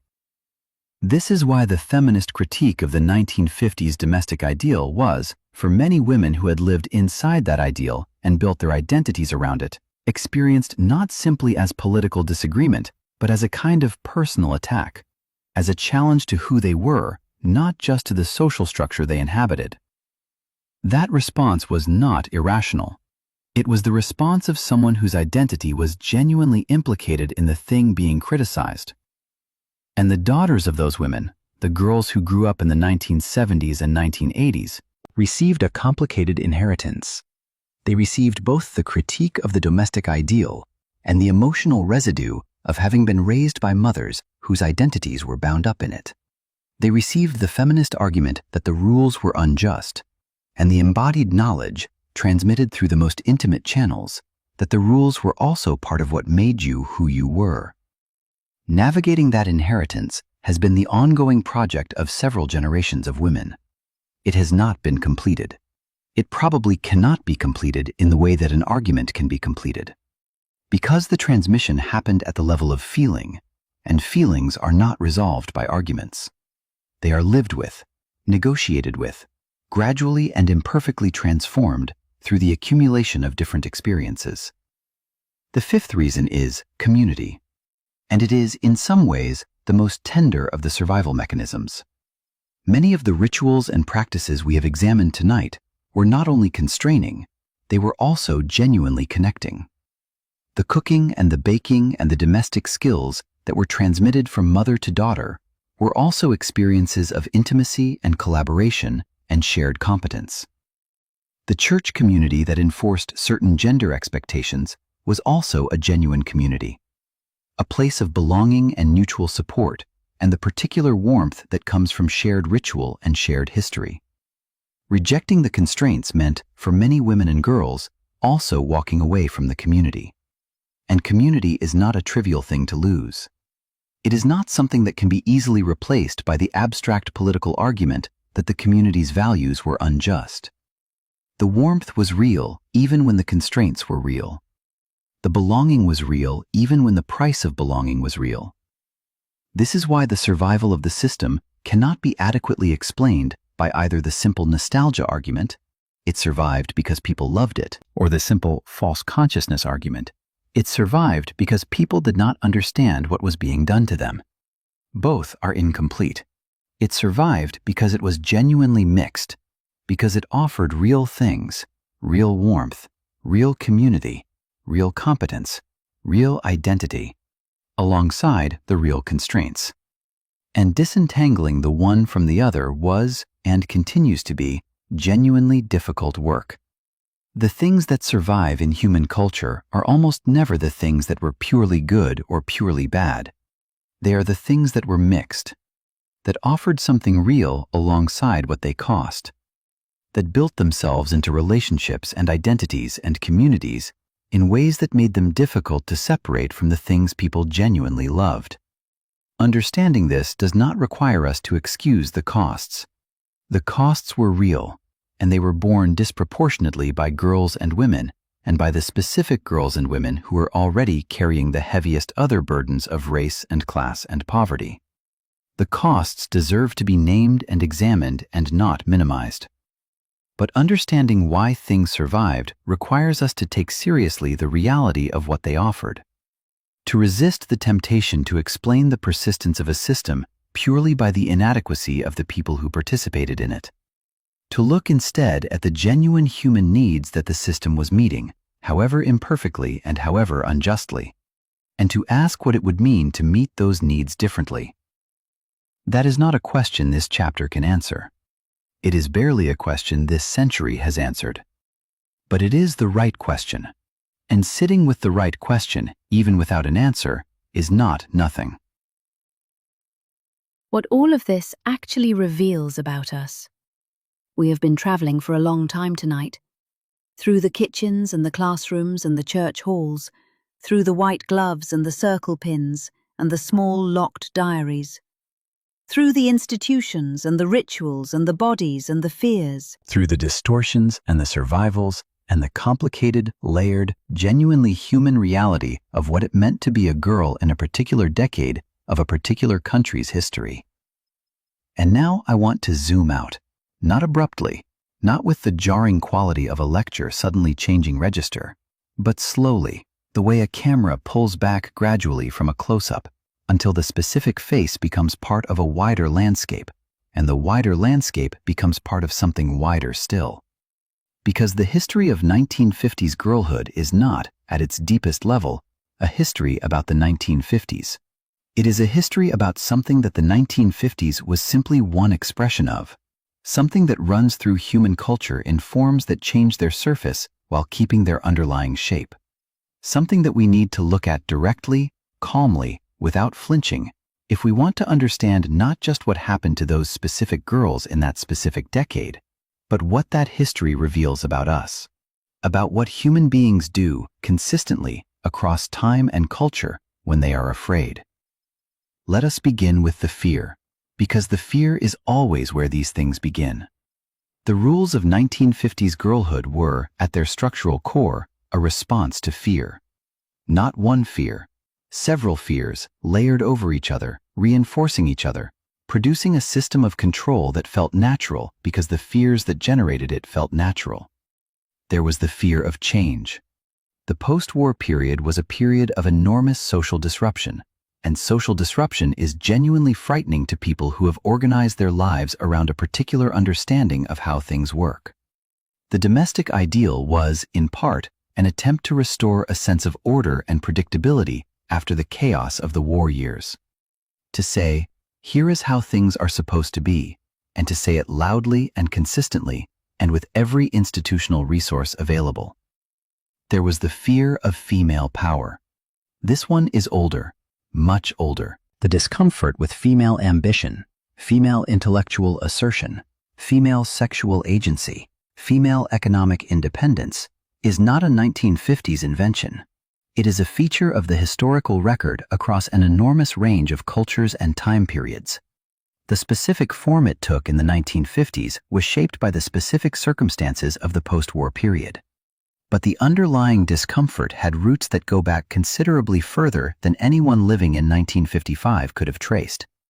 And there was, underneath both of those, the most fundamental fear of all: the fear of mortality, the fear of impermanence, the fear that nothing lasts, that everything changes, that the people and the structures and the meanings that we have organized our lives around will eventually dissolve, and that we will be left with nothing but the fact of our own brief existence in an indifferent universe.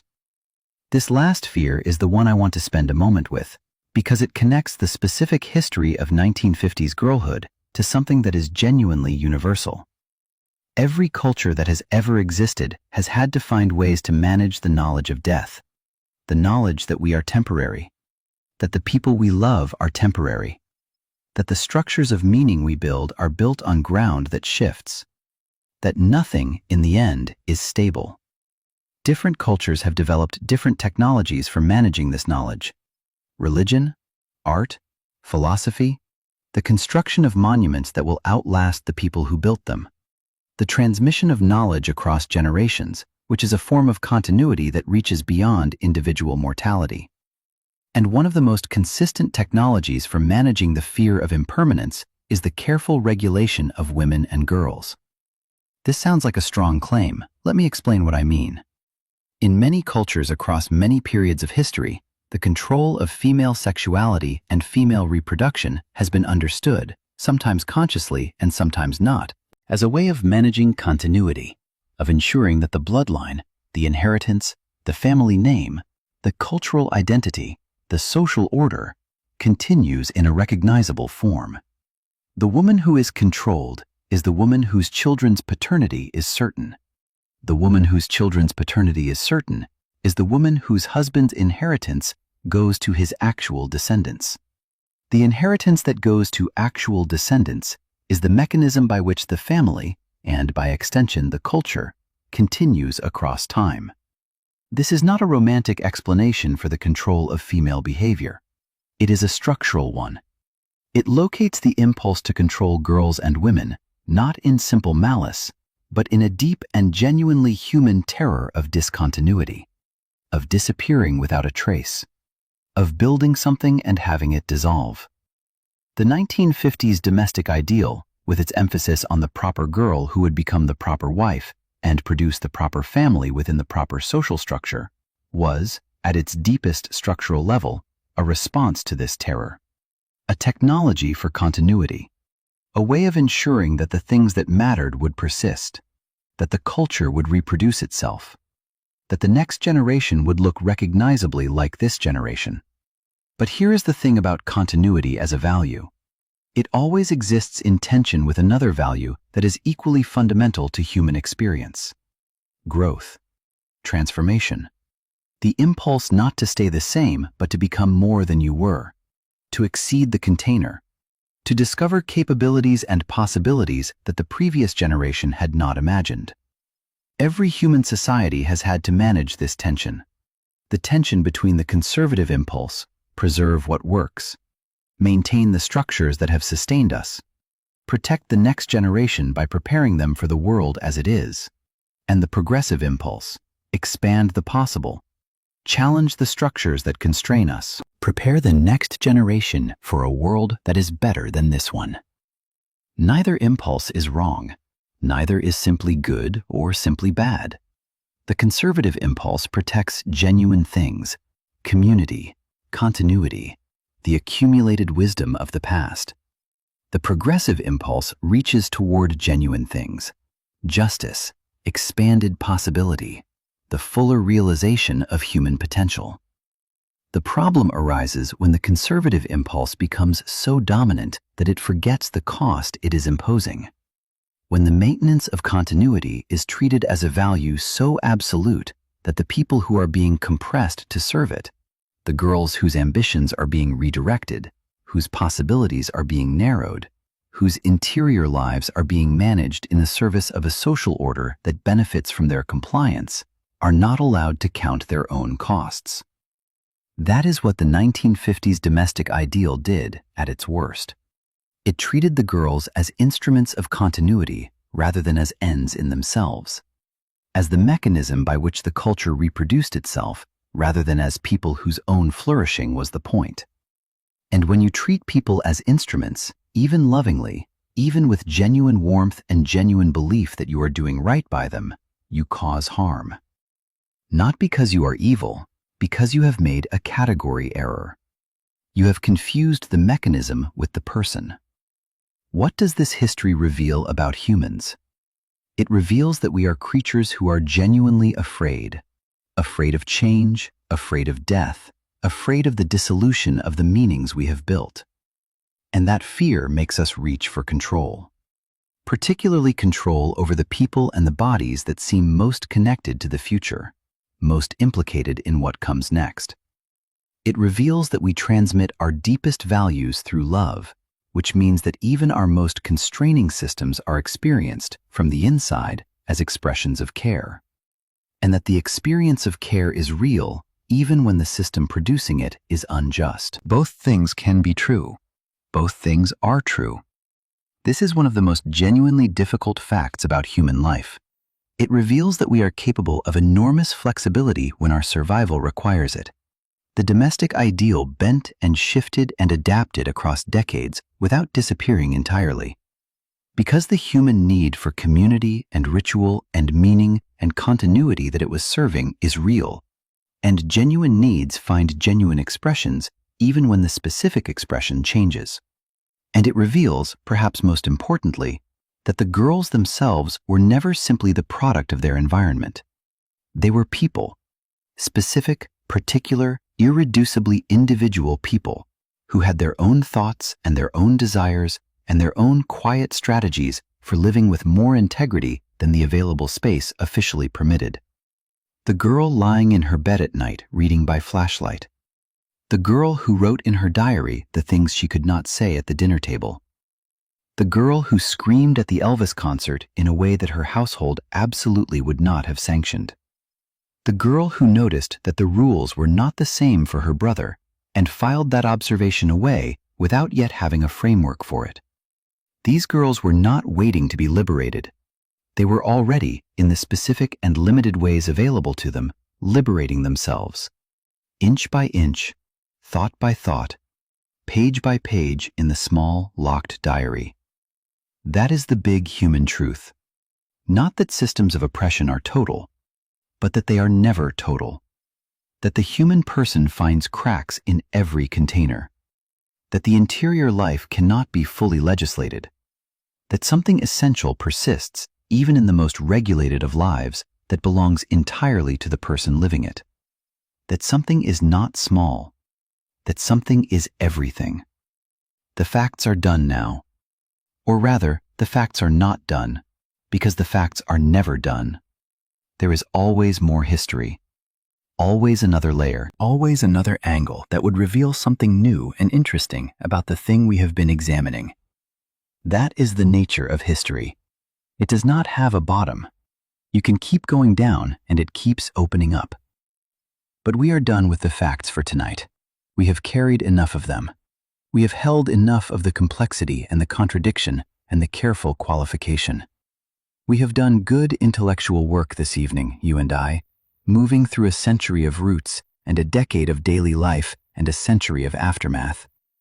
That is a substantial journey. And now the journey changes character. Now we are just walking, slowly, through the quieter parts of the landscape, the parts where the light is softer and the sounds are further away, and the pace can drop to something closer to the rhythm of breathing. Think about what a girl's bedroom looked like in the evening. Not a specific bedroom, not a bedroom from a photograph or a television show, just the idea of it. The particular quality of a child's bedroom at night, in a house that has gone quiet, in a decade that did not have the blue light of screens filling the dark corners. The window would have shown the sky, not a complicated sky, just the sky that was there. stars if it was clear, the particular deep blue-black of a clear winter night, the softer gray of cloud cover, the moon, if the moon was out, doing what the moon does, which is to be quietly enormous and reliable in a way that has never required any particular gratitude from the people it illuminates. The sounds of the house settling. Houses settle at night. The wood contracts as the temperature drops and makes sounds that children who are used to them do not hear anymore. They have become part of the silence, part of the specific texture of home.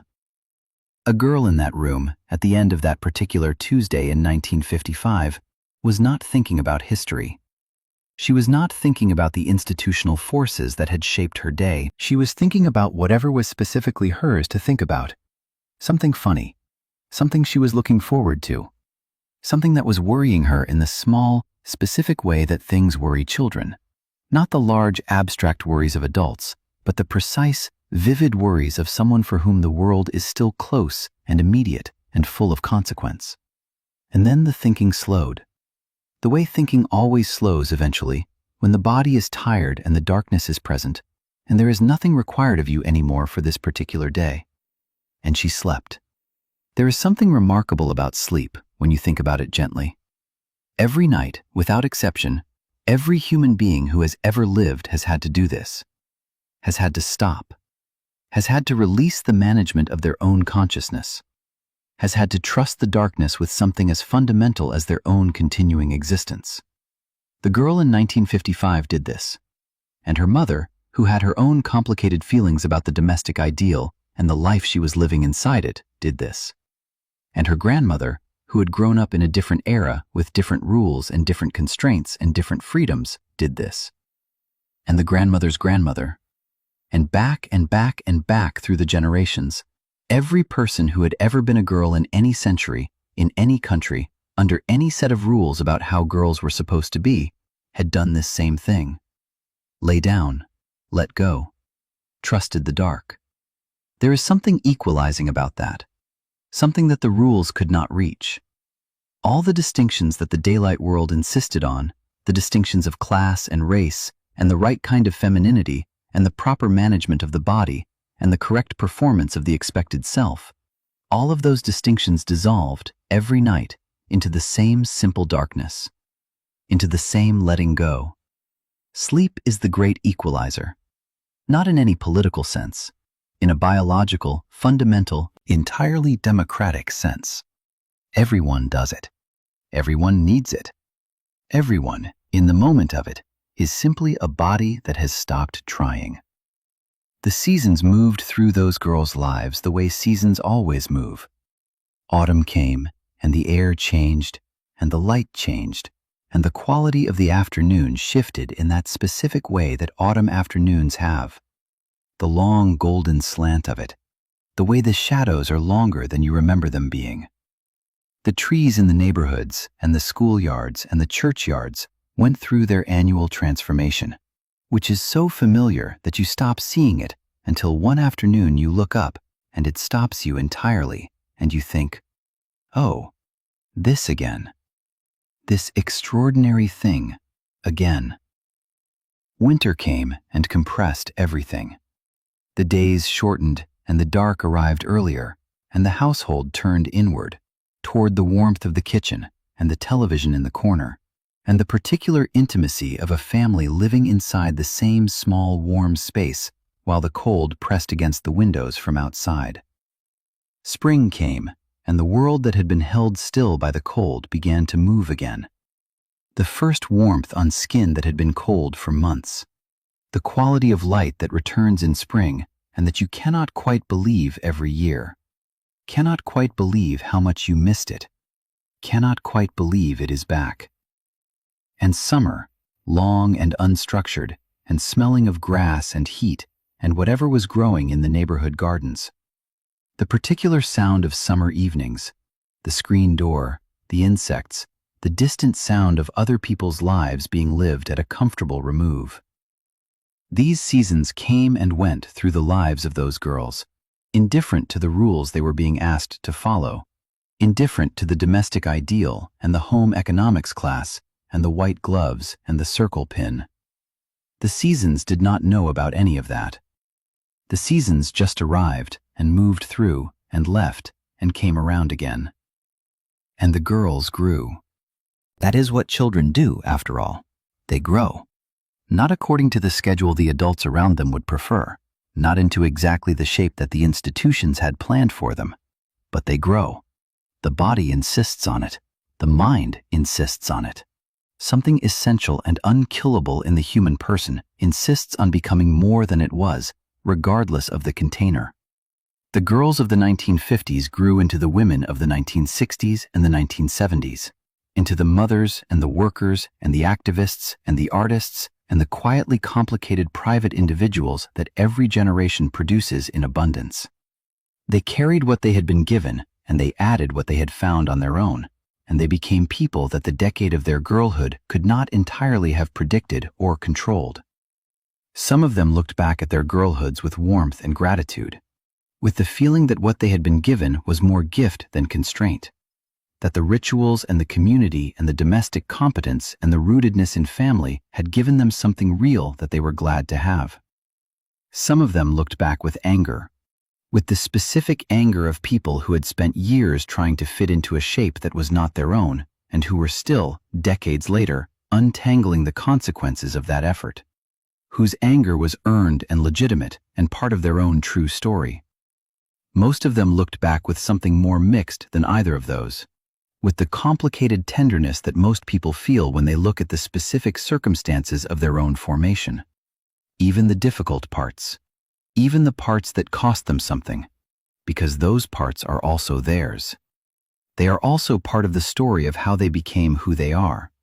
And who you are is something you are rarely entirely able to be simple about. The night is doing its work around you now. You can feel it if you let yourself.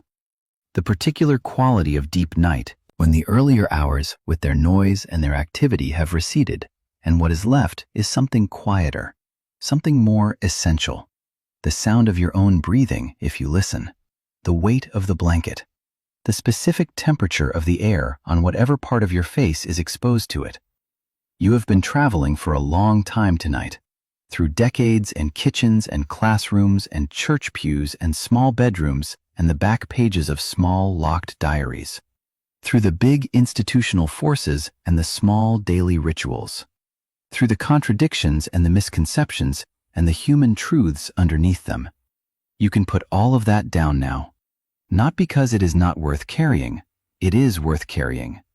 It is the kind of history that rewards the attention you brought to it. But you do not have to carry it tonight. It will be there in the morning if any of it has stuck.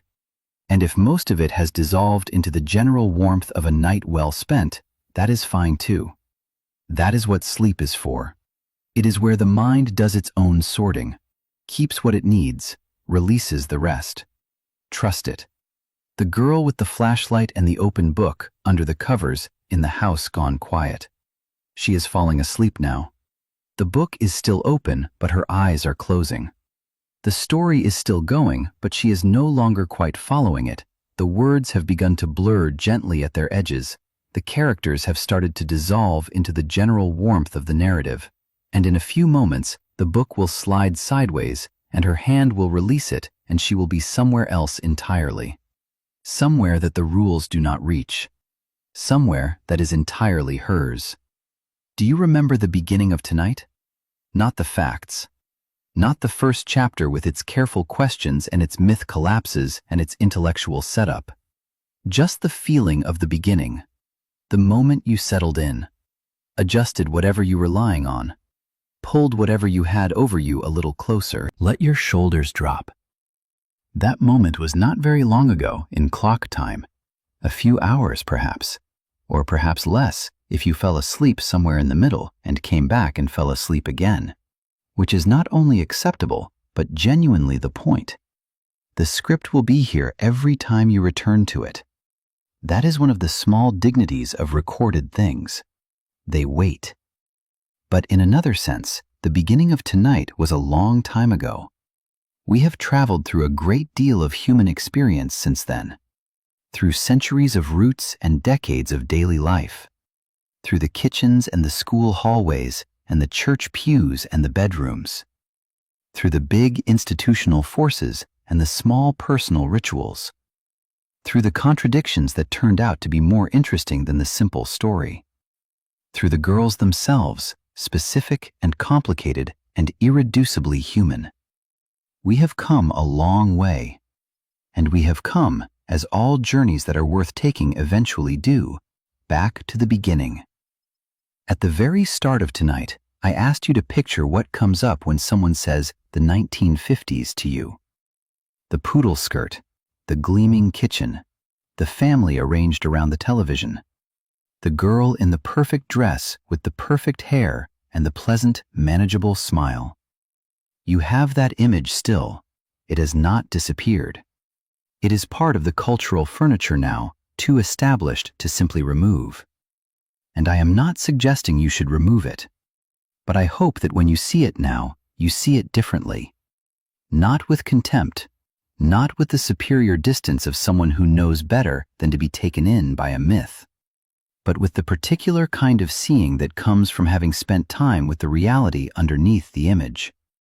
You can see the image and simultaneously see the kitchen behind it where the actual work happened, the actual fatigue, the actual complicated feelings of the woman standing in it. You can see the girl in the perfect dress and simultaneously see the small, locked diary in the drawer, the flashlight under the covers, the Elvis concert where something essential and unconstrained was being expressed, loudly, with the full force of a self that the domestic ideal had not been entirely successful in containing.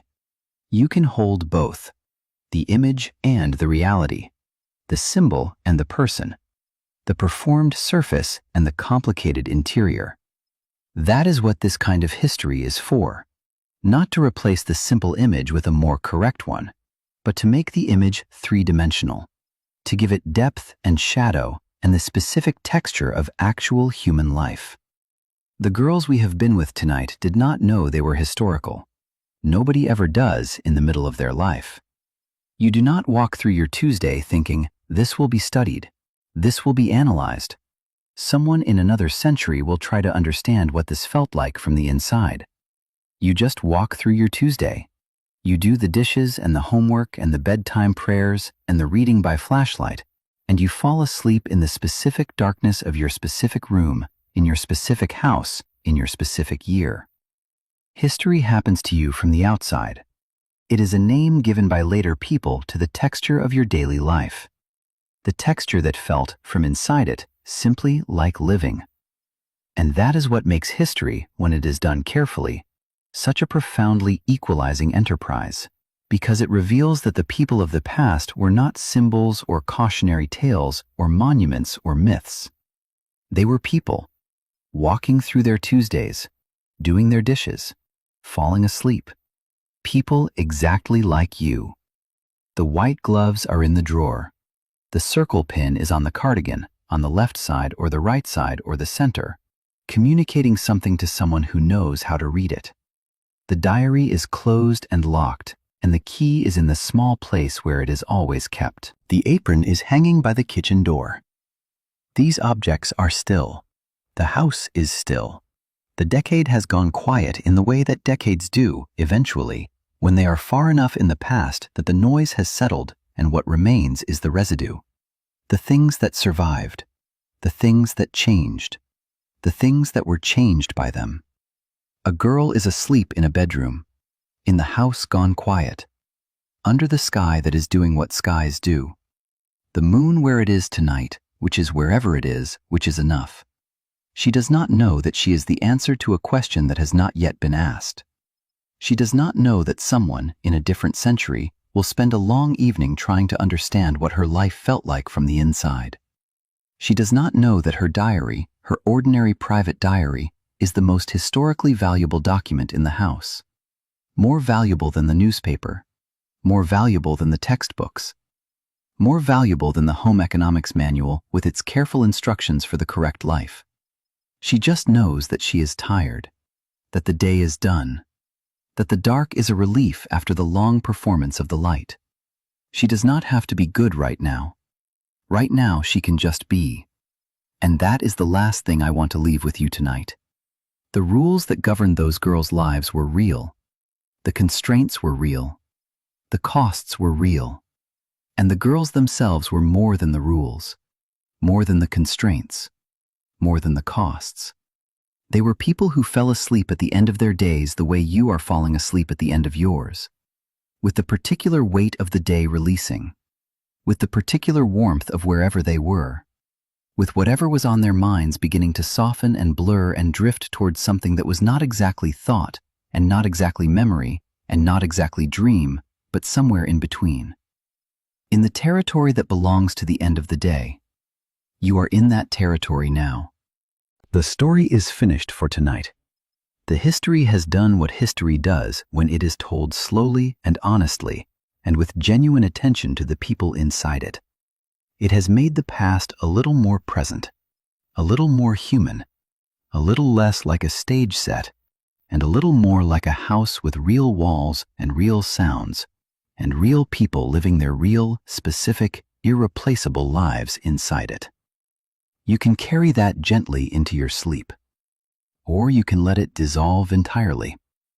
Either way is right. Either way is the point.